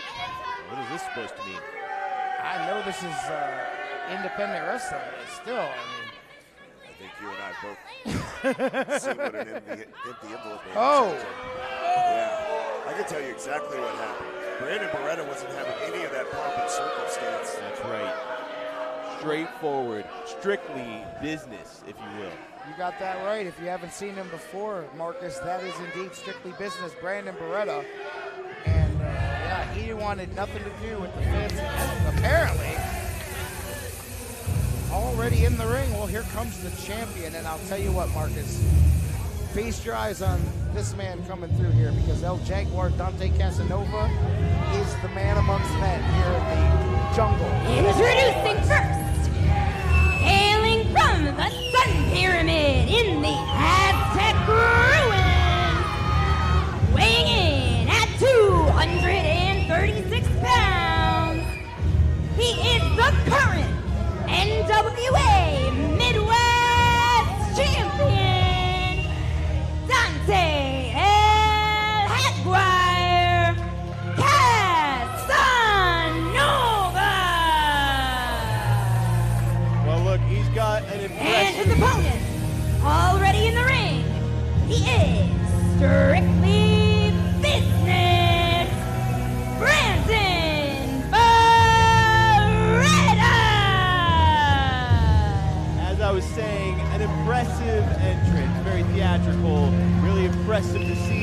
but he's up against somebody who's not there for theatrics. This, to Brandon Beretta, this is a fight, and there's a big prize on the line. Well, I can tell you right now, this isn't about theatrics for Dante Casanova. This is how he gets centered. This is how he taps into his heritage to prepare to go into battle. You can look at Brandon Beretta, he's already ready. And there's not That just bell sounds. there's not just a prize on the line. There is the biggest prize in the NWA Exodus Pro. That is the NWA Midwest Heavyweight Championship. That man, Dante Casanova, is the second person to hold that belt. He defeated Pretty Boy Smooth in a hell of a hoss battle. He defeated Anthony Green in his first title defense, and now Brandon Beretta, strictly business. Look at these two, talk about business. This is a big fight feel right here. When this bell rings, these two dogs are gonna hunt. The focus in the eyes right now of Brandon Beretta. He wants that belt worse than he's ever wanted anything. And these are two men going at it, Brandon. How about this wrestling to start? The drive, the takedown, the go behind. Now switching over to Dante Casanova. These are two top-notch amateur wrestlers right now, just trying to show their skills on each other and dominate on the mat. Beretta's he uses that waist lock to great success. Dante's not having anything of it. Now back to a standing side headlock. And look how quickly Casanova got it back to the vertical base. He didn't want to play around on the mat with strictly business. Brandon Beretta may be one of the best technical wrestlers I've seen in the past decade or two come around in independent professional wrestling. Right there, grabs a waistlock takeover and just takes down Dante Casanova. This is in midair. I was there when Beretta first got on the radar of the NWA. And in the time since, he has been so impressive, gotten his body in shape and focused on winning and everything else. Look at the mat wrestling there, a roll through and another roll through, back to the feet. Now a fireman's carry by Beretta. These two going back and forth. This is top-notch professional wrestling at its finest right here at the tree lawn for Exodus. The boys are back in town. Casanova doing a nice job going hold for hold with Brandon Beretta, but Beretta's got that lower center of gravity. I think that's going to make all the difference if these two are going to turn to grappling. And it may. You have a very good point there. That low center of gravity really does help out Dante Casanova with the length of power, though. This is going to be one heck of a fight right here. That was an interesting sequence there because Beretta tried to go tit for tat and kip up, but Dante wasn't having anything of it. Put it right back to the ground with a side headlock. Well, I think Dante knew very well that if Beretta got back to his feet, he was going to be challenged. So he decided to put a stop to that, grab a hold, reset himself. This is the feeling out process, as aggressive as it is. I'm really interested to see, once these guys graduate past this and things get a little aggressive and chippy, how this thing breaks down. If Dante can get it a little more fast moving, he's probably got the advantage. If Brandon Beretta keeps it at this pace, Dante may be playing from behind the whole way. Yeah, he's an offensive player. He's not a defensive player. This is exactly Beretta's game. Look at him twisting the fingers apart while hyperextending the elbow. Joint manipulation, a specialty of Brandon Beretta, as we see. Grabbing the headlock again, continuing to hold the center of the ring is Brandon Beretta. Just overpowering him there. Beretta. He doesn't Beretta just talking a little trash too. He doesn't just hit the ropes. He talks some trash, trying to duck and hit the gator roll as he went over there. A modified version. Beretta able to hold on to Dante Casanova. Incredible momentum, took him right over. Now he's got to hold that waist lock. That elbow rocked him. And the humidity in this building is something, fellas. These guys probably going to have a hard time keeping a hold of each other as this match continues. Ooh! He touched him that time, didn't he? They heard that one in downtown Cleveland. Who broke the seal on the chops tonight? That would be Beretta, but now Casanova returning fire. Listen to this crowd, guys. They're hanging on this match, and we are only a couple of minutes in. Casanova takes a hard buckle and a vicious neck breaker from Brandon Beretta. Technically perfect. Beretta able to grab the neck, really get the slow grind, and then the snap on the top part of the neck breaker. Casanova needs to get to some higher ground here. It looks like he may have really done some damage to that neck. I love what Beretta's doing here. He's letting this match come to him. Go ahead, take all your time outside. I'll be waiting right here in the ring when you come back. I don't think I've ever seen Beretta talk this much. He's really engaged here. He wants Dante in the ring. He wants to finish this and be the Third ever champion. Well, Beretta just did it now, but to that point of strictly business, Beretta was not even going out of the ring, knowing that this match has to happen in the ring, but he got impatient there, did Beretta, and he went outside and chased down Casanova. Well, again, impatient, aggressive. This man wants that championship belt. He knows he's got to go right through Dante Casanova to get it. Beretta. If you wondered what would happen if they got chippy, we don't have to wonder anymore. These guys are going at it now. And I think this plays right into Casanova, although there, Beretta gets out of the way, but I think it does play into Casanova's favor the more this thing picks up the intensity. Maybe not. Brandon Beretta's pretty intense right now also. Just clubbing him in the chest 10 times, a fist right across the chest, forearm across. Well, they were going hold for hold. Now they're going blow for blow, and we see Brandon Beretta get the better of that exchange. It's been a heck of a night here at the Tree Lawn in Cleveland, and this is the main event. We've waited all night for this. Dante Casanova defending the NWA Midwest Heavyweight Championship against strictly business Brandon Beretta. Back on the apron. Casanova using the apron, which, as we know, is the hardest part of the ring. When Brandon Beretta is feeling that one right now. Here comes Casanova. Hits the drive-by drop kick this time. Casanova missed it a few minutes ago. That's one of his signature offensive attacks. Brandon Beretta still stunned after that apron, let alone the shot to the head. Getting back into the ring to compose himself. He's going to try and create some space here. He's rocked. Indeed, Beretta trying to create that space, but Casanova doesn't want to let him. Comes in and just clubs a clothesline. But look at that. Beretta, glancing blow, stays on his feet. With his shoulder here, what does he want? Beretta slides off, pushes Casanova, however, eating a back elbow. Brandon Beretta is on Dream Street. Gets him down with that clothesline now. This is the most trouble I've seen Beretta in since he's been in Exodus Pro. And look at Dante Casanova sticking to the plan. He hit the clothesline, he couldn't get the drop kick, he hit the body slam. He hits it the second time, and then he hits his move there. Sticking to the game plan, not allowing himself to be taken off course. That's what got Dante Casanova the title. He was the odds-on favorite to win the inaugural tournament to win the title. Suffered that injury that kept him out of the finals. Pretty Boy Smooth took advantage, became the champion. What did Dante Casanova do? Buckled down and got his sights set on the title and finished the job and got himself the Midwest Championship. Now he's going to finish the job tonight. This could be it right here. Going for that clothesline to the back of the head. Dante Casanova rolled up from behind, able to roll through. Beretta tried to stay on with a wrestling hold and right back to the headlock. And we are back where we started. These two, even Steven, in this match. Got to say, it was very nearly over there. Dante Casanova was going for the kill shot. Brandon Beretta, very, very well scouted on that move. Got out of the way of it. Now he's back on top. Beretta's got those tree trunk-like legs locked in with Dante Casanova, trying to squeeze the head, cut off the air. Casanova turns around, lands on his back now. Look at that bridge out of water. They come back around. Beretta goes for the backslide. Casanova's going for it, doesn't have the right hook. It's Beretta that's got the overhook. He's got the lower center of gravity, what he used to. Casanova floats over, knee lift.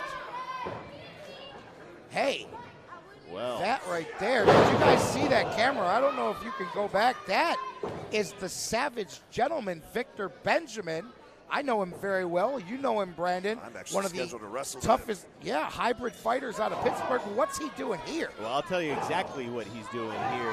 1 week from today, that man, Victor Benjamin, is challenging Dante Casanova for the Midwest Championship. That is, if it is still in the possession of Dante Casanova after this meeting with Brandon Beretta. And it just goes to show you the schedule that the NWA Midwest champion faces. When Pretty Boy Smooth was the champion, he defended the title a dozen or so times across a handful of states. He passes that belt in defeat to Dante Casanova. Dante has also defended that title multiple times across multiple states. Next week, here's Victor Benjamin. Meanwhile, Dante Casanova's future is in his face, but his present is stomping him in the corner in the form of Brandon Beretta. Well, Beretta look, just vicious. Dante Casanova has taken on a lot of really talented folks, but he's never come up against anybody quite like Victor Benjamin. With Victor Benjamin's background in multiple disciplines, his ability in the ring, his aggression, I think that if Dante Casanova is still in possession of that belt next week, he could be in some very, very serious trouble at the hands of Victor Benjamin. And I don't want to get away from this match too much, but not just you're talking about next week, and I want to know how you know that, by the way. Are you friends with Victor Benjamin? But besides the point, what is that road for Exodus? Is he another one throwing his hat in the ring here in Exodus? Oh! Brandon Beretta with the exploder. We can talk about Victor Benjamin later. He's here tonight to watch this match just like us. At the end of the match here is what's going to determine who's facing who. Brandon Beretta wants it to be him defending that title next week for sure. And he is really wearing down the champion. Showing what strictly business is all about. Another snap suplex. Again, he pops those hips. Reminiscent of my old mentor, Taz. And he really is. He's got that, does Beretta, that body shape, the classic amateur wrestler, short, squatty frame with the big thighs and just the hips that can throw a guy for a mile. I really like Brandon Beretta in this match. I mean, you can see every time the camera shows his face, shows his eyes, you can see the intense focus. You can see the desire in that man's eyes. Here's the thing, though. I've noticed Dante Casanova is different from the standard big, jacked up, athletic champion type. This man, I've watched him suffer some beatings. He has a knack for taking punishment and coming back and taking punishment and coming back. He's not just as he fought right here, he's not just a dominate the match guy. Dante Casanova's got some get back in it, man. You gotta give it up to Casanova. He's got a lot of heart. But when you're hurting bad like you already are and you're in the ring with a predator like Brandon Beretta, you could be in some very serious trouble. Textbook German suplex. Wow, Casanova barely kicked out of that. Barely got out of that. Dropped on the back of his head again. Beretta clearly followed a game plan as well. Suplex after suplex. He might not just win the title, he might put Dante Casanova out for good at this point. We do know Dante Casanova is susceptible to injury. It's one of the few things that's held him down thus far in his young career now. Blocks the suplex, blocks the suplex. Casanova floats over. Does he return the favor? He does with the German suplex. Last month, if you remember, when Brandon Beretta oh, here it is, look at this.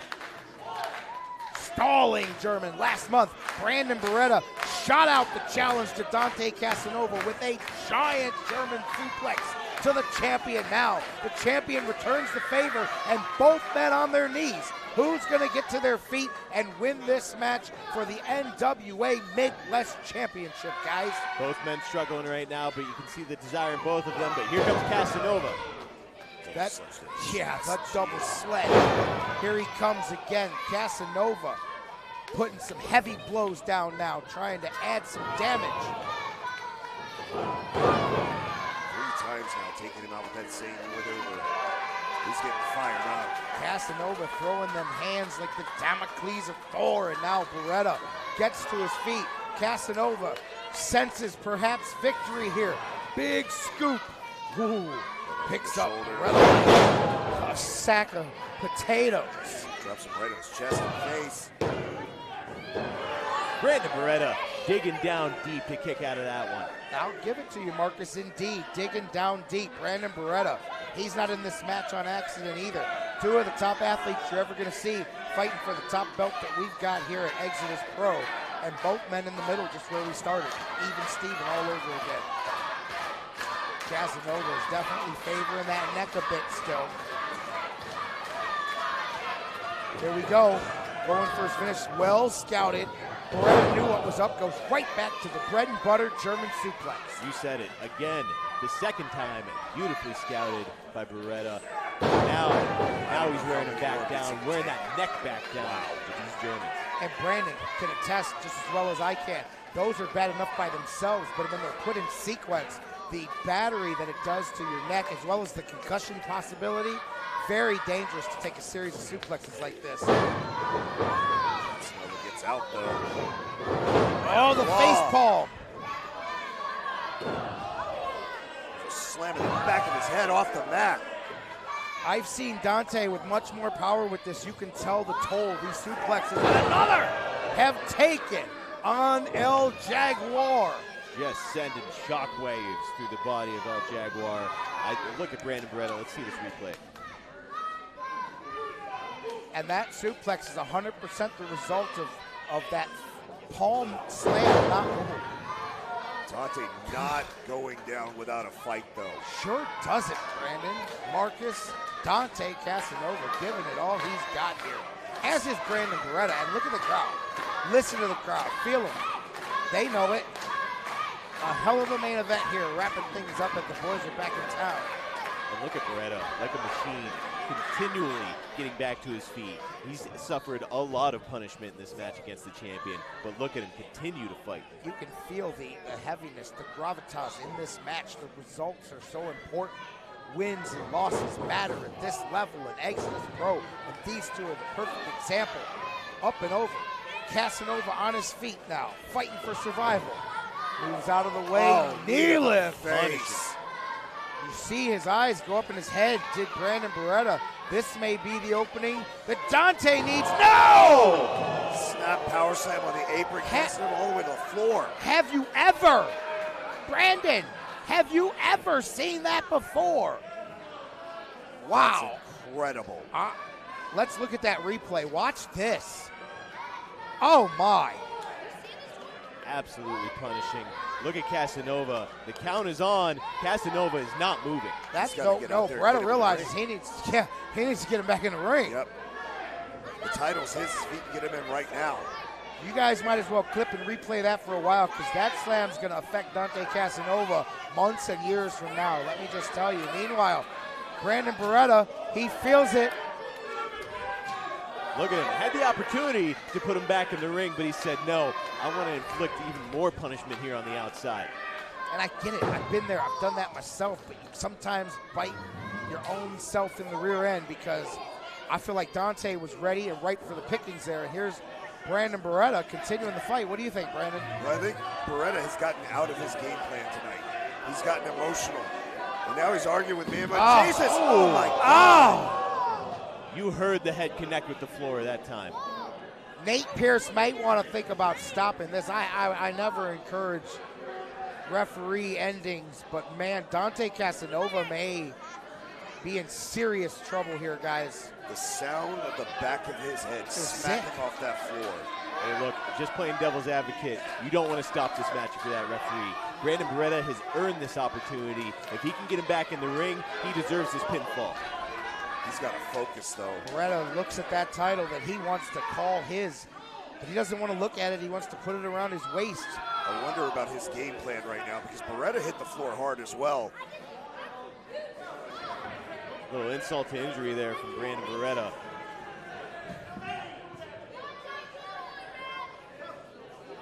Breaking the count again. He needs to get Casanova in the ring.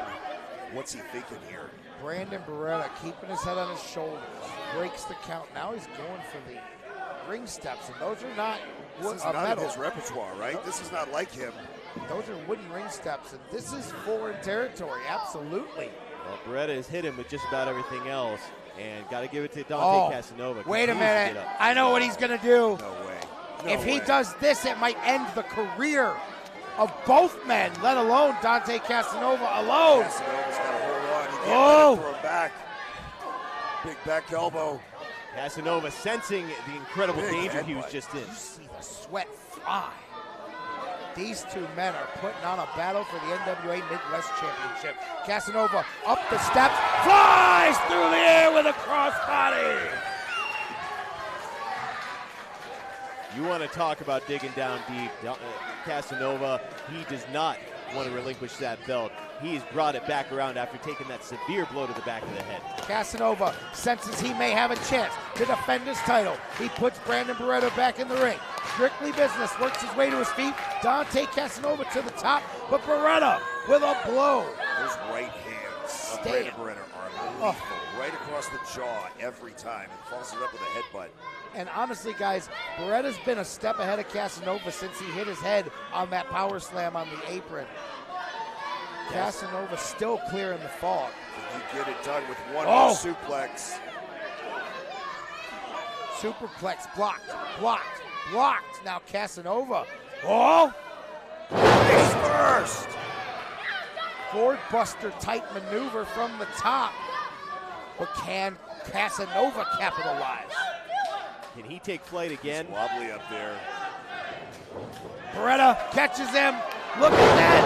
With cat-like agility, Brandon Beretta. Overhead, belly to belly. Look at his eyes, though. Can he make the cover? He's got to get over and capitalize now. If he slides over, he may just make the cover of his lifetime and capture the Midwest Championship. Unbelievable.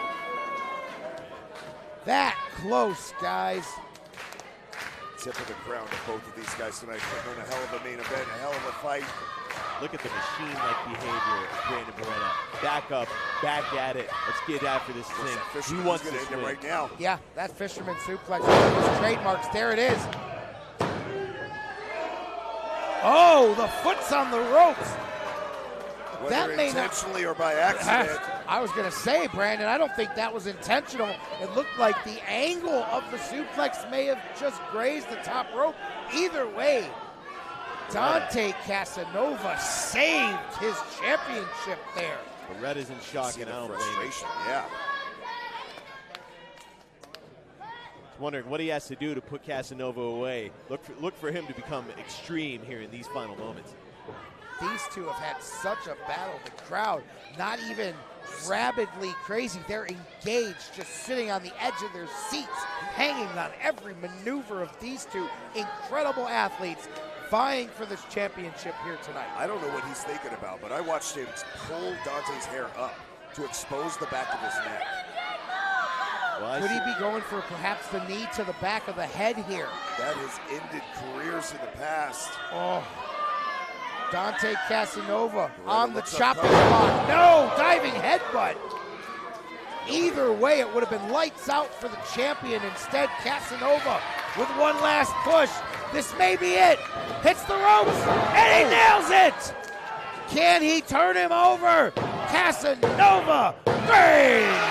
Still, NWA Midwest Champion. Here is your winner, and still the NWA Midwest Champion, Dante Esquire Casanova.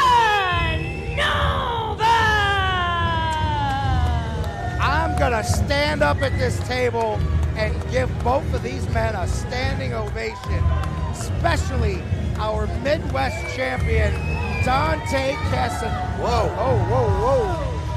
Carson Don't Drake. forget Carson Drake. If there was ever an opportunity, this is it. Dante has just been through a war. Many people use that cliche, but we just watched it. Is he gonna cash in? Dante might not have won the title tonight, but Drake, he may still lose it if Carson Drake cashes in. Dante, look, he's valiant, but he's not exhausted. smart. He's more compromising than he's ever been. He's more compromising than he's ever been. This is a perfect opportunity for Carson Drake. Dante is a fighting champion, but this is not wise right here.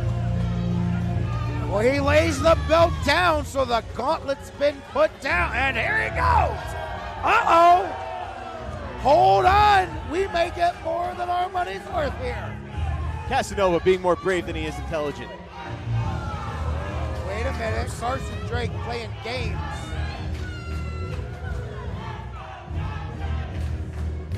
You're not kidding, Brandon Day. If there was ever a time for Carson Drake to cash in, this may have been it. This is it right here.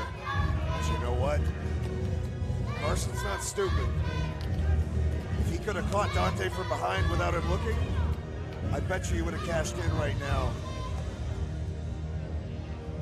How much did this match take out of the champion moving forward, though? I gotta tell you, that power slam on the apron, I think will take months, if not years, off the back end. What you gonna do, Carson?